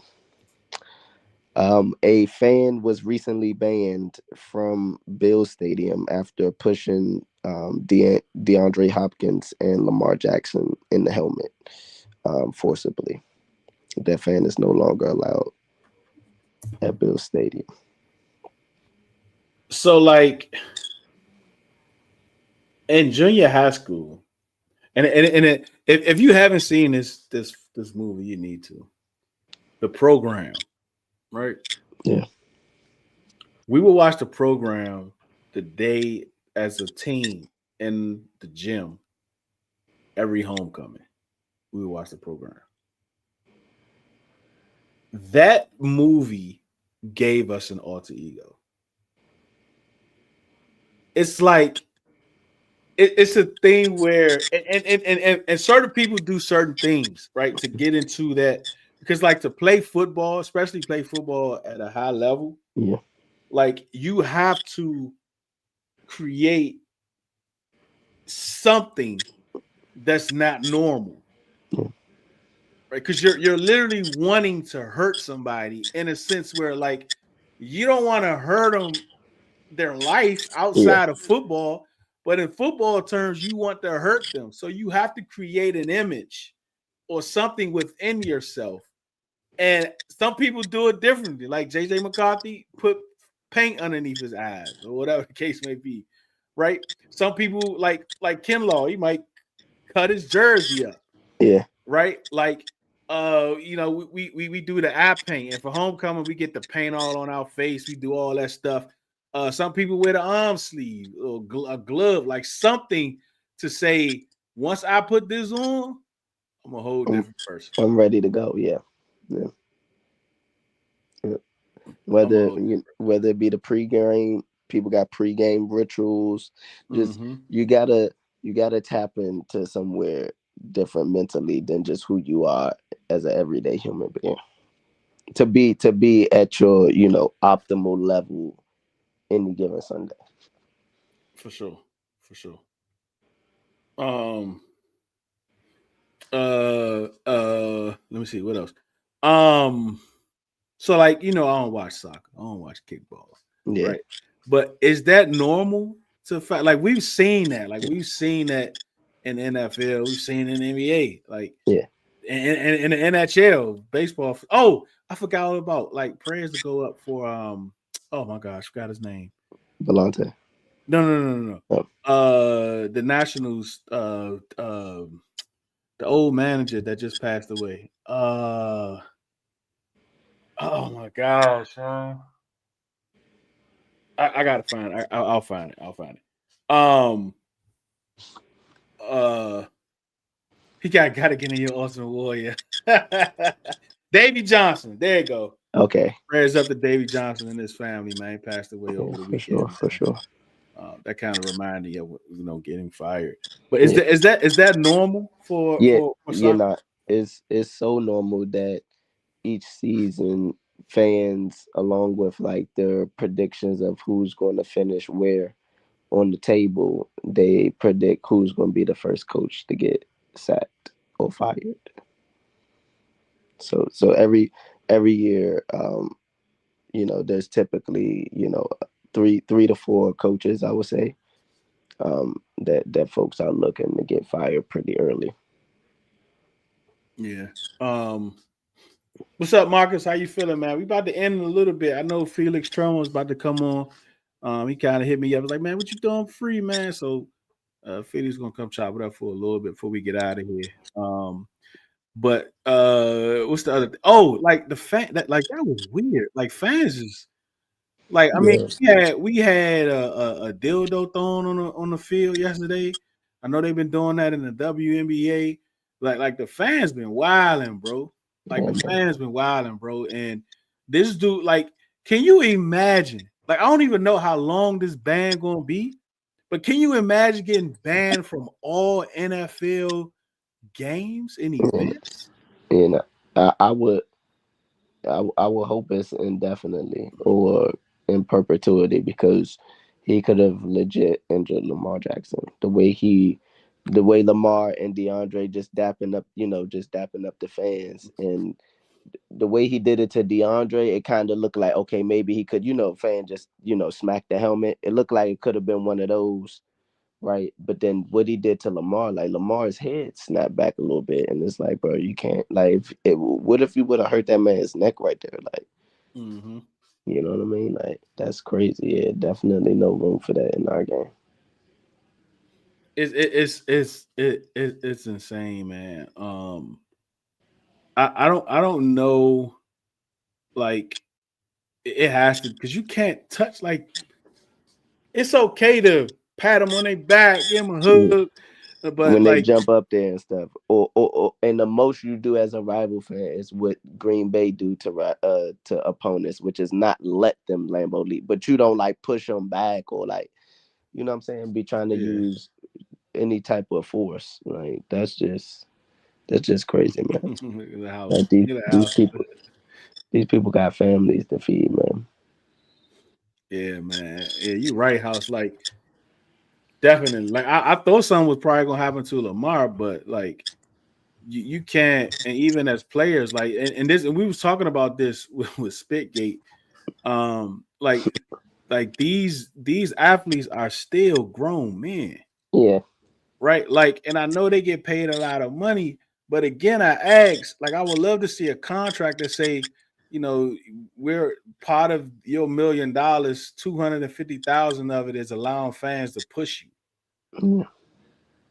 Right? Like, that has to be agreed upon, bro. Like, I'm a man. Like, I can't just be letting people like push my teammate, and like, I love my teammate. I ain't letting nobody else just push and run over my teammate. Like, I'm gonna protect them. I'm gonna beat them. I'm gonna help them out. You know what I'm saying? And like, fans just can't be getting away. Just like when they be running on the field, doing all that crazy stuff and running naked on the field and all that, and players be hitting them and tackling them. Like, yeah, Or but even like, bro, the ones that just feel like, like again, there's a way to do everything, man. You can heckle players that, if you sit close enough to players and you want to heckle them. I've heckled players, but you don't do it into a manner where you really trying to get a player to jump out of their character, you know what I'm saying, to get a reaction out of them that's, could, create an advantage or whatever the case you may be trying to do with getting a reaction out of them. It's just, you just don't go to certain levels. Um, you know, again, even being a rival, like even being the side that is, against the player, like, pushing any player in they helmet and they head snap back. That's flagrant. And again, you definitely can't be mad at Lamar for pushing the person back, because that's just a natural reaction.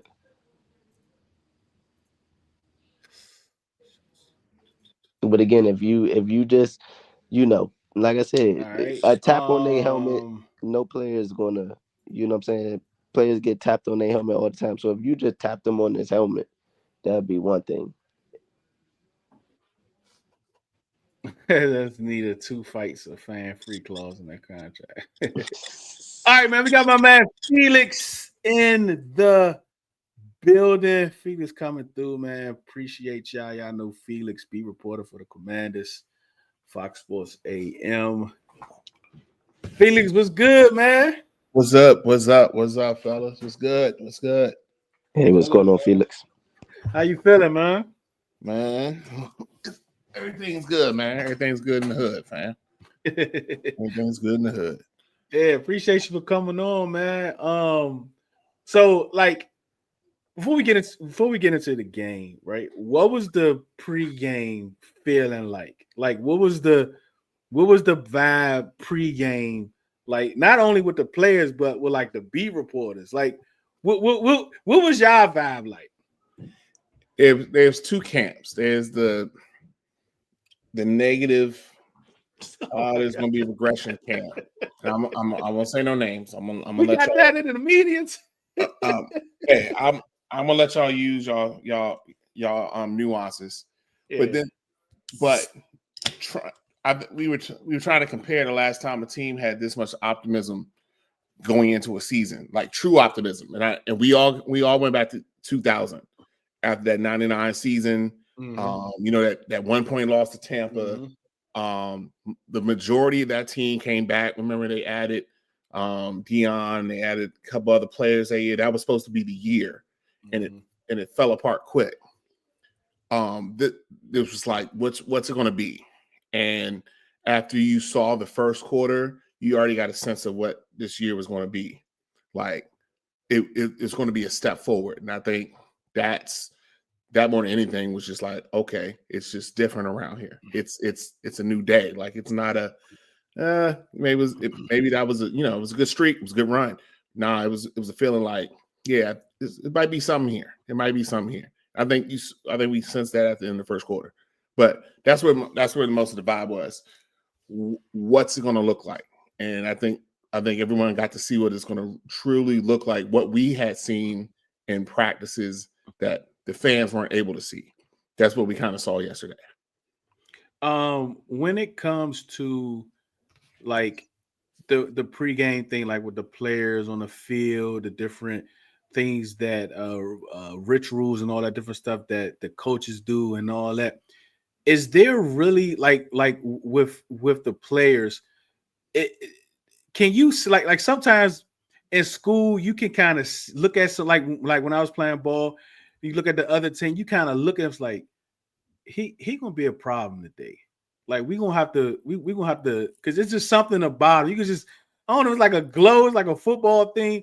Like which one of those players kind of gave you that yesterday? Well, you have to look to the veterans. I always look to Bobby Wagner. Bobby Wagner, because he's so even kill. Like he is just so flat.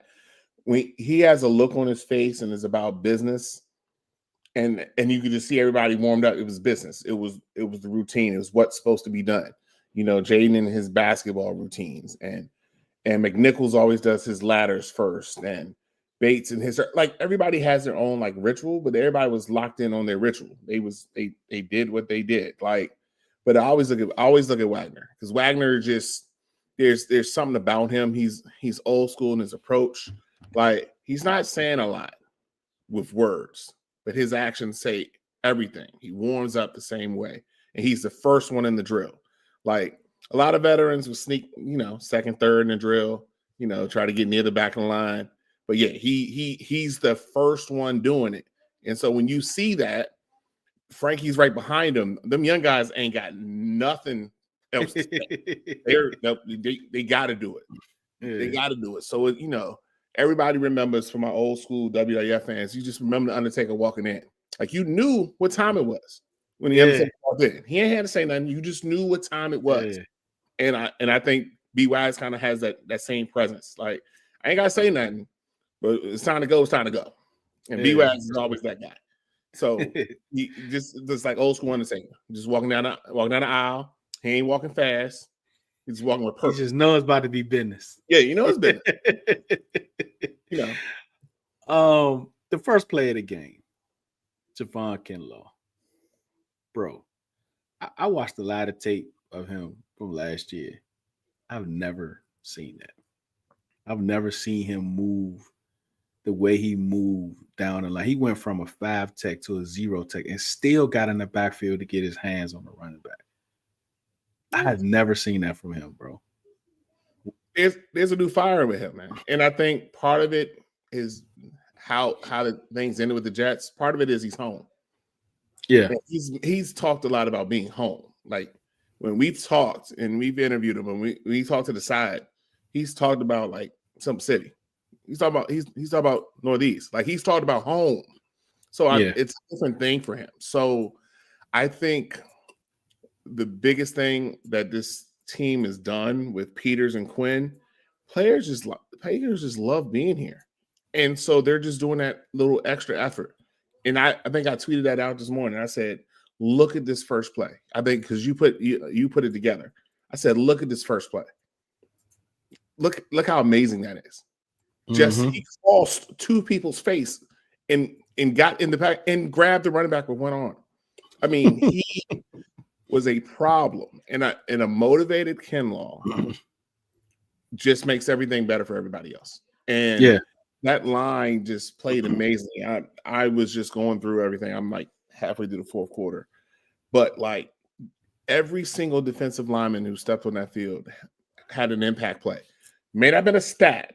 People don't confuse stats with impact. That's two different things. Like Eddie Goldman maybe had one tackle, but Eddie Goldman was eating blockers all day. Yeah, I saw that. And so now you're seeing B-Wags making tackles in the backfield because other people have done their job. Mm-hmm. Like on one of those goal line plays, Goldman takes two, and Wise comes down the line so fast the guy blocks in the scatterbo. Mm-hmm. Like, and next thing you know, B-Wags is standing there to make the tackle. Like it's things like that. But Kinlaw, to just see him like, and he was so reflective in his locker. He's another guy that's really, really calm. He's not a very animated guy. He's very soft-spoken. He's very pleasant. He always speaks. He's always calm. But I think the fire that was lit from him of how that Jets thing ended. And it's just like, this is my time to prove who I can be. And I think we saw just a flash of it yesterday, but I think we're going to see a lot more out of him. There's a fire there now. Yeah, he definitely looks motivated. He looks like he's having fun. And one of the benefits of being at the game is to see guys pre and post play. And he's animated. He's running to the sidelines. He's shaking hands. He's excited. He's jumping up and down. He's celebrating with his teammates. But something I didn't see on the offseason and the preseason, I mean, you guys was there way more. He was at 5 Tech a few times, and I was kind of surprised that he was that over the tackle like that yesterday. Is that something that you all saw, or that was kind of new?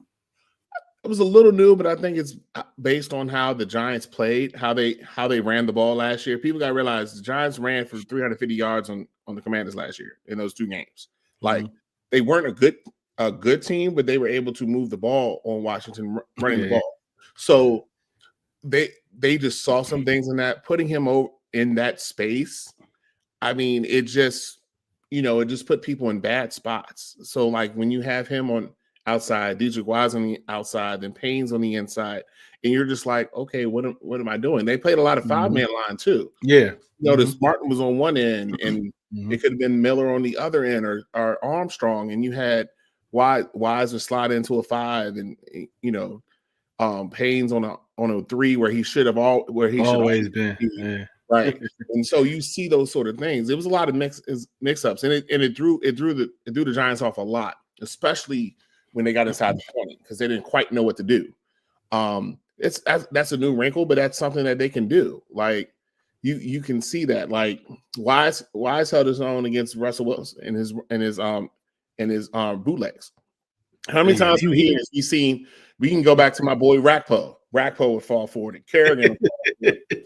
And you get to Montez and Chase, and everybody would fall for that boot.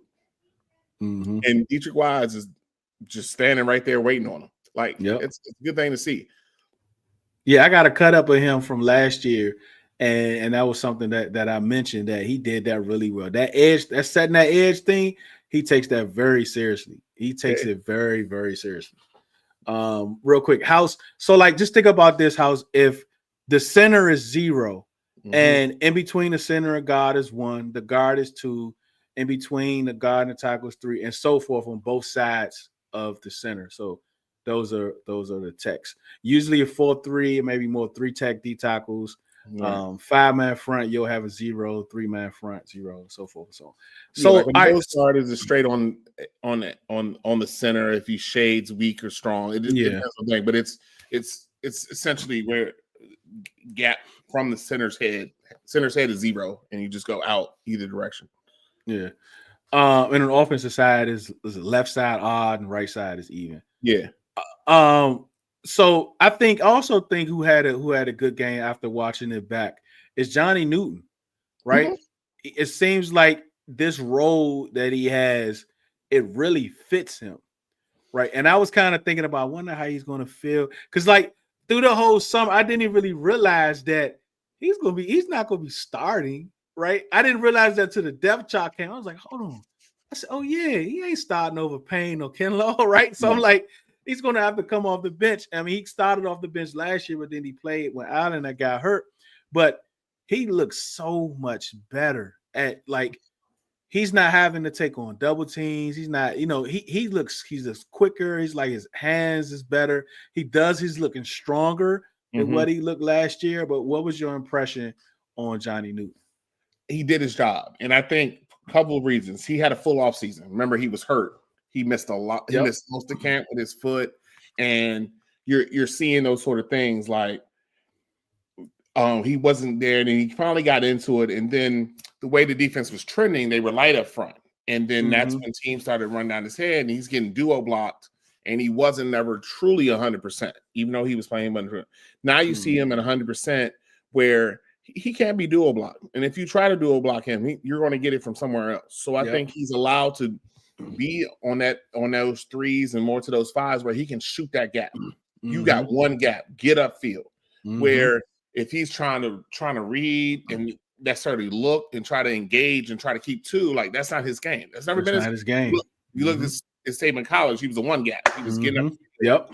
Yep. And so that's what you were able to see out of him. And he had a full off season to go through it. So now imagine, you're going into your full off season. Now you're sitting here with Payne and Kinlaw and Goldman and Sheldon Day and all these guys and Dietrich Wise and all these interior guys.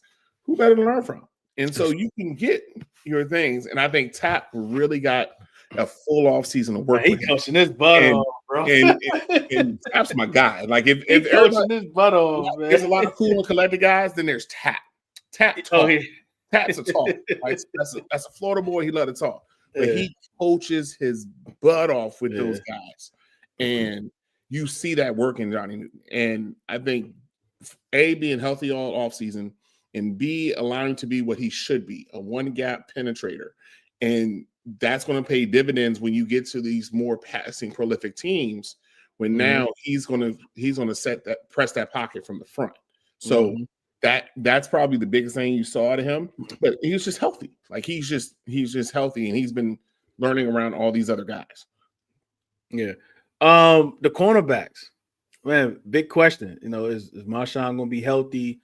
Is the aura of Trey Amos really going to reflect his play? Is Mikey going to struggle in the slot? Is Noah going to have an attitude because he's benched? Is Quan really a free safety? Is Will Harris too old? Man, like all of those narratives are shut down. Them boys played yesterday. What was so impressive about them? I asked Quinn about that, and he said how they like to fight, like to battle. Like they really like the beauty of it. This is how I can tell you the secondary was doing good. They were trying to find a way to get neighbors off corners. So he started on Amos. Well, that didn't quite work. Then he slid over to Lattimore. Well, that didn't quite work. Let's move him in the slot. Oh crap, Mikey's standing here now. I really want to get him off of Mikey. So then they started putting him in motion. Like it didn't work. I think the best play they had really for neighbors was that one with Quan. They actually got it flexed. So Quan ended up covering him on a deep out. He gave him but it's neighbors though. So. But I mean, that's neighbors. But exactly. Look how much work they had to do to get that. And then his second biggest catch was on Noah. On an underthrown flutter ball from Russ. So like that secondary flutter ball. He flutters. I mean, that's true. Bro, he threw a moon ball screen. I almost lost my mind. Right? That's what I'm saying. Like and part of it is he's trying to see over the line. Like it's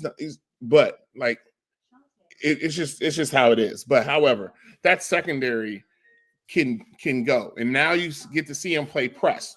They couldn't have played press man last year. Not with the corners they had. If they pressed up, it would have been night and day, over the top. So that secondary, Amos is what Amos is. Like Amos is going to be fine. Like he's going to battle. Every corner gives up a play or two. That's life. But he's going to battle and be good. We all know what Mikey is.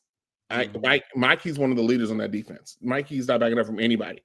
Marshawn, that's the Marshawn they signed up for. Right on somebody's hip, knocking the ball down. If they catch the ball, it's a real tight catch. Like, that personal fouls, whatever. You get suplex, you go down. That's how I play football, but whatever. Like, But the secondary is revamped, and then Quan is finally healthy to do his things. And Will Harris, I keep telling people, Will Harris was the X factor, and y'all can see the difference between him and Chen is he can cover. Mm-hmm. He can cover and move. So like when Russ scrambled out, it was a touchdown, and then Will Harris closed that gap. Goodness. So like is going to be the difference maker. And everyone kept asking me, what's my X factor in the season? It's Will Harris. If Will Harris is playing like he did yesterday and allows those corners to be those corners, I mean, the sky's the limit for that secondary. And I think they fixed the two biggest problems on that defense, which was the line and the secondary. But a beautiful thing about the secondary is they're all young. They're young. Lattimore's the oldest one. Mm-hmm. Like as far as the corners are concerned. So that was just a start. It's gonna be a little bit more challenging with Green Bay because you're gonna have a better quarterback in Jordan Love. But you're not gonna have the A1 receiver like the Giants had. So oh yeah, I'm with you, Derek. No, hey, ain't my fault that Wandale is small. He just got like my job is to not let him get the first down, so I don't see nothing wrong with it. The whistle hadn't blown, so but all in all, we got to see what you got to see what Amos is. He's physical without being grabby. He's like that one play. There was a quick out, and I mean he was this close. He was this. They got the first down on it, but plays like that. The next play, he makes the next play. So I think the revamped secondary held up, and Quinn's proud of it. And we're going to see more of the Witt defense now because he's able to call other things, like even the Quan blitz on that deep shot, and he blew up Russell Wilson. Those are things he couldn't really do last year, just because you had to play cover, you had to play shell to make sure you weren't beat over the top. Yeah, I need to look at that too. I want to look at all the blitzes from yesterday, because it was a blitz that they used McGee, and that's something that we was kind of thinking of.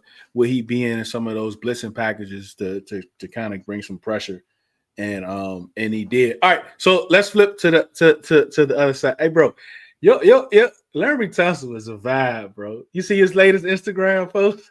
Yeah, man. I mean, it's a different cat. Like how is he in person? He's cool, like, but he's pretty funny actually. But like he's about business. Like he had one play he was beat and then was sacked, but then it was like, what's happening over here? Like you would just see Tunsil and the guy would be standing next to him because he couldn't get by him. Like he set the tone for that line. That line is just okay. Tunsil's doing it. We did not hear Brandon Coleman's name yesterday. Yeah. That's all you need to know about Laramie Tunsil. Does anybody remember a Brandon Coleman play? Mm-mm. No, because nothing happened with Brandon Coleman because he's got one of the best left tackles to his outside. Now he can just be physical and man up. Dexter Lawrence, I forgot he played. I had to look at the stats yesterday and see that he had 3 tackles, and I was kind of like, I guess they were just in piles or something. Because I don't remember him in Jayden's face. I don't remember him blowing up a run. But Larry Tunsil was just a vibe, man. Like you said, he's a vibe. Like he's everything that's advertised for them. And you could see Jayden trust him because Jayden stayed in the pocket a lot longer than he used to stay in last year. Yeah. He was just looking back there like, okay. What am I supposed to do? So now, all right. I mean, and you could tell if you watch them, if they needed to, Jayden could have been like, all right, I'm out. Like I can do what I need to do. But he was back there because he was completely protected. And I think Laramie just, like, you see him, like, he does drills. He's like, set it like this, boom, boom, boom. I'm ready. And then he goes out there and he does his job. He's completely ready. So, like, everybody was like, well, he didn't do these off-season workouts. He didn't need to. He did exactly what his body needs to do, and he's fine. Yeah, you don't want to get put in one of his clips like somebody else we know. Won't be me. Josh Connolly on the other side. Rookie, like my man House was talking about, he got a tough first three weeks, right? He had Brian Burns. He's going to have Mike on Thursday. Then he's going to have Crosby on week 3. So he's going to be put through the test for sure. What do you think? Like how like before the game, like was he like? I mean, I know Jaden talking about he's quiet, he's this, like and he just seems like that type of guy. Like you really can't tell like where he is or whatever. He just go out there and ball it. But I think he played a pretty good game. He gave up a stack, a couple pressures, but outside of that, I think he had a really good game. But him like just going into that game, like he preparing for the pregame, like what did you notice from him? I mean, he looked a little bit like, okay, this is the NFL. But after like the second drive, he's like, okay, this is football. And I think that was a beautiful thing. He got beat on one play, and I think it's more because Ertz was inside. There was no chip, and he did not expect the speed. Like he was like, oh God, he was already, and that comes more from technique because as you get in college, you're such a dominant guy. Your athleticism can make up for a misstep in technique. His technique, he didn't get a good drop on that play, and that's why he's already behind him. So, but he corrected that. He battled. You saw him, like you saw some things where you're like, okay, like you would see him take Burns for a ride, and Thibodeau, he had Thibodeau, and then sometimes he had Carter. Like there were some different things, and the Giants, for whatever they're worth, their front seven are some dudes. Now, like if you go through that front seven, there's some dudes up there, and they mix it up a lot. It's not just, and I think the beauty of playing Green Bay will be Michael will be more in one spot because he's just getting there. And he played some, like, I don't know how much he's going to play on the quick week with whatever is going on with his back, but he's going to really be on one side. So now you get to see one thing. And so you battle somebody most of the game. You kind of learn what they're doing. That, and people like Tunsil and stuff are going to be there to help him. So also a person in his ear is Tony Wiley. And everybody's like, Wiley, but Wiley has seen a lot in this game. And Wiley was the first one to congratulate him on the field when the game was over, was Wiley. And the rest of the offensive line came up to Connolly. Like you see them all celebrating with him. That showed me a lot right there. That showed me that they really like this kid, and this kid battled well. So, I mean, it's baptism by fire. He'll take it. You'll get Micah. Micah might get him on a play or two, but Jaden can protect himself because he's coming in Jaden's face. Jaden can see it. So, but he did well. And I think Quinn mentioned it. Like, there was at the beginning of camp, we were kind of like, oh, this is a little rough. But now we see what he was going with. Now we see what he was going against on the defensive side. Yeah, for sure. That would be rough too if you had to go against Dietrich Wise and Von Miller. Like that's gonna mess you up a little bit. But now you saw him settle in the preseason. Now you saw him battle. Let's see the confidence Thursday night. If he comes out with some swagger and stuff Thursday night on the road, Lambeau, you see that, then they got them one. Then they got them another one that they got near the end of the first round. That's going to be a solid starter for years to come. I can't wait to see it. I think the O-line was great. Let's get to the wide receivers, right? I don't know if you saw, I put a tweet out. I put two players that the Commanders fans was like, oh, okay. I mean, I'm still right. I just got to see more. Basically about Chris Moore and Luke McCaffrey. That was a heck of a catch, a heck of a toe drag. But outside of that, like the wide receiver core, like, was it what you expected? Did you expect more? Did you want more? Or is it just the first game, the first time these guys is really getting real reps in? That's when wide receiver is going to be a work in progress, just because Terry did Terry's thing and sat and missed camp. Noah's been hurt, so he didn't really get all the reps. The most in sync person was who? Debo, the one who got all the work, got all the reps. He had a drop or two, but you can see the plans for Debo. Chris Moore was the call we were trying to figure out. Well, if Noah's okay, then why are they calling him up? Chris was there as a blocker. He did a lot of chipping, a lot of when they would do those bunch sets. He was inside. He was doing some of those things because he's just a bigger guy than Luke is. And essentially that's the role he played. He was kind of that chip block, that kind of mess around guy. But then he did get his opportunity to get his catch, and he made the best of it. So I think receivers is going to just take time because you can see Jaden would see it and not quite hit where you normally would see Jaden hit. You saw a couple behind receivers. You saw receivers drop a couple, like Debo dropped a crosser that was beautiful, but he turned around. The ball was there. He didn't expect it to be there. It's a little different. He ain't used to that. Like when you play with Brock Purdy and that ball's thrown, it's not coming with the same velocity as when Jaden's going to be. So like, you do the reps, you do the practices, but really in the game, that's a little extra pulse. And Debo will adjust, and Terry will get his legs, and Ertz will be Ertz, and Noah will do what Noah is, just be a solid receiver. And I think by week 5, after you get through, these first 2 games, you got your little mini bye, you get through the Raiders, you get to the Falcons, right around the Falcons game. That's when stuff's going to start to move. Because remember last year, their first game, things were a little off. Week 2, they were slightly off, but they were better. Then they went to Cincinnati, and it took off. So that's about the expectation I have for them. Probably week 3 is when you really see the wide receiving core come together. But the versatility that they have, once Terry's up to speed and got those legs underneath them, it's going to be a fun group to watch. But that's more of a product of the offseason and people not being there more than anything else. And everything really worked out how you kind of imagine with having those 3 guys. Like Noah still doing his end routes and getting separation on his end routes. Terry deep. Oh man, you see that route was so beautiful. It was great. He stuttered just a second. Because he took the guy. He turned him and he just stuttered one set. Yeah. And that's just product of they hadn't been there together to really do it at real speed.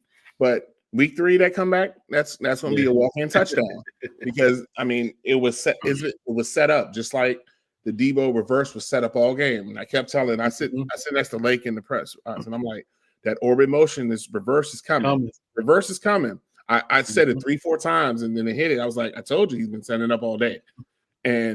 But it just allows you get to see that Debo stuff. So Terry's going to get more isolation where he's going to really be able to produce. And once they get that timing down, they'll be good to go. And Cliff moved Terry a lot.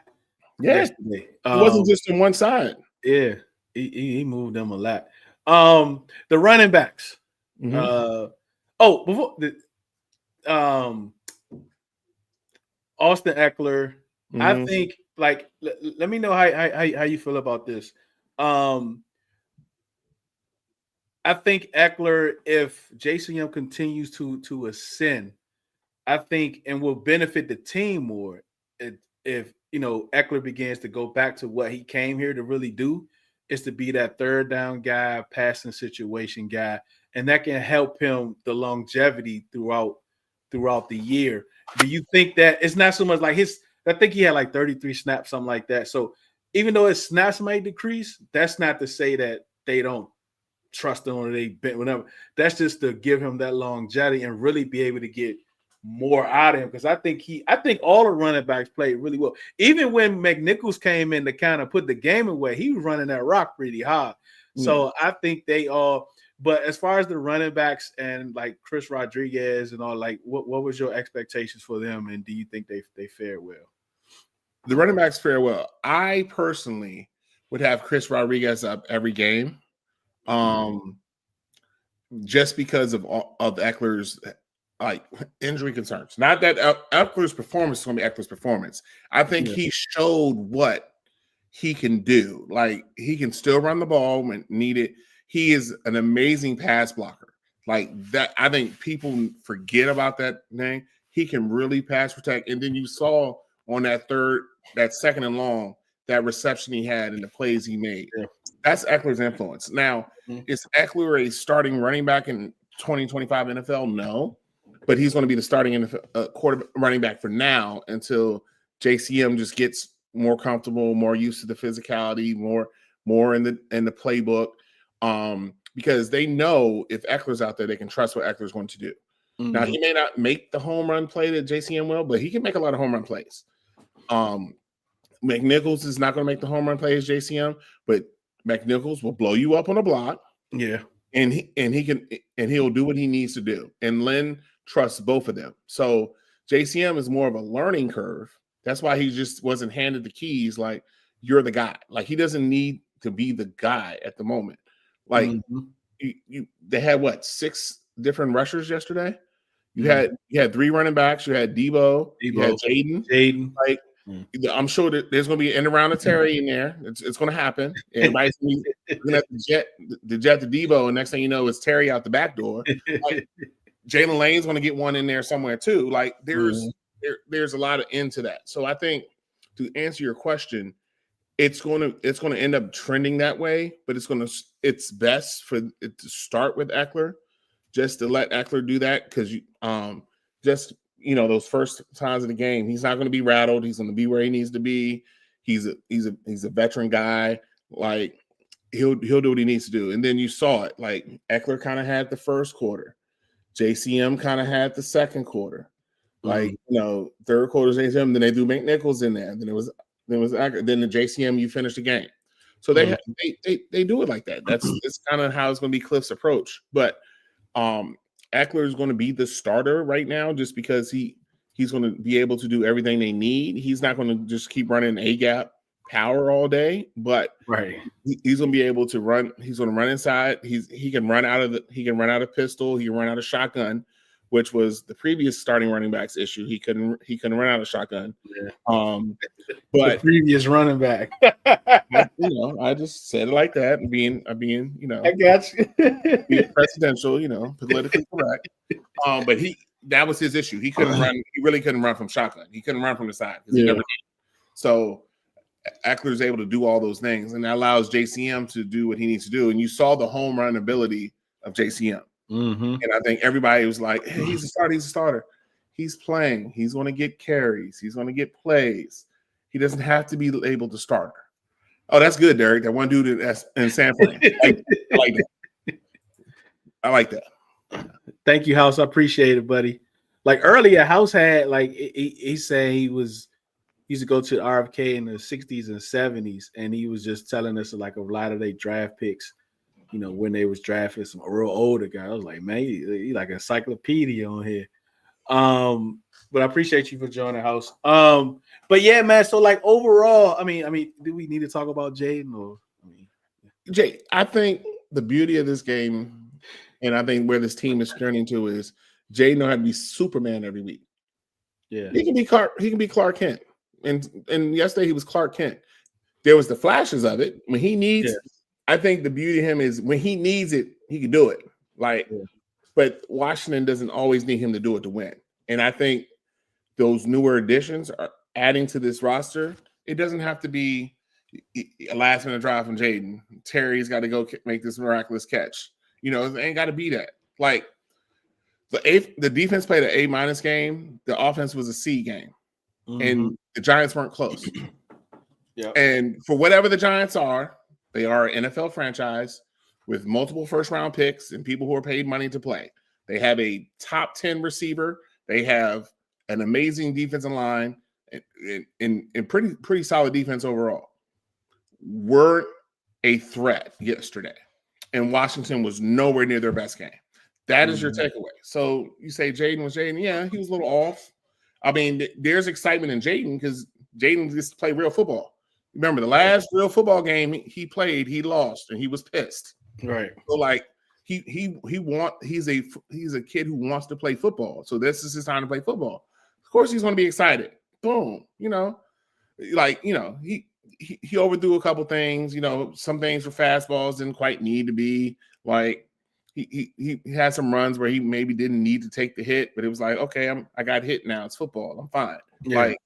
Like so Jaden will be, I guarantee you Thursday night, it'll be a better version of Jaden. Yeah. I guarantee you that. So, I mean, he was fine. I mean, he did what he needed to do. Like, those spurts, you see it. He would get out the pocket when he needed to. He make those throws. He's fine. Like, he didn't have to be Superman. He was Clark Kent, and Washington was in total control. That is a new day here in Washington, where the best player doesn't have to be Superman to win games. Right. It's kind of good when the team can show up and play a B- game and dominate a division. A division opponent. That was big, man, for sure, man. So those are the takeaways that people need to get from it. They dominated a division opponent, not playing nowhere near their best game. 2 years ago, Giants probably win that game. I'm just saying. That's just the way. They definitely run all on us. Like, it ain't matter who the team was. They could be the worst rushing team in the league, but when it came up against us, somehow they were 150 yards minimum. Rushing team. 150 yards minimum. Yeah, for sure. Felix, man, I appreciate you for coming through tonight, man. Definitely not a problem. Not a problem. What's going on this week? Well, got a little bit of work, and I got to have a quick flight to Wisconsin, and you see how Lambeau Field is going to be. That's going to be a good game. Yeah. I think the Packers really have something there. I've been a Jordan Love fan. I want to see if they can put it all together, and I think they got a very hard schedule out the gate, getting Detroit, Washington, and I forget who they got in the third game, Minnesota it might be. So that's a tough little start. So we'll see how it's going to do for them. But I'm intrigued to see Washington if you're going to be the contender you're supposed to be, go up there and win that game. Yeah. Not let it be a last minute. Go up there and win that game. Yeah. If you do that and you start 2-0 in 5 days, you've set a marker in the NFC. You said last year wasn't a fluke. That's true. Yeah, you go up there and win that game for sure. Yeah. Let everybody know how they can find you. When you going up there? Thursday morning. Okay, you're going Thursday. I'll be up there Wednesday, so I'll tap in. Yeah, definitely. I'll be able to find you. You find me in the socials, bcommander2407 on X or whatever it's called. And Best Commander on IG. Yeah, man. Jordan Love is a good talent and didn't get his due shine because he's not as loud as some of the other QBs, but yeah, very solid QB up there. Yeah, for sure. Felix, again, appreciate you, man. Everyone else in the chat, everyone that watched and listened, I appreciate your time. I know your time is very valuable for you to spend it with me. I absolutely appreciate it. Remember, do it because you love it, not because it loves you. One beat, one sound, one heart, one love.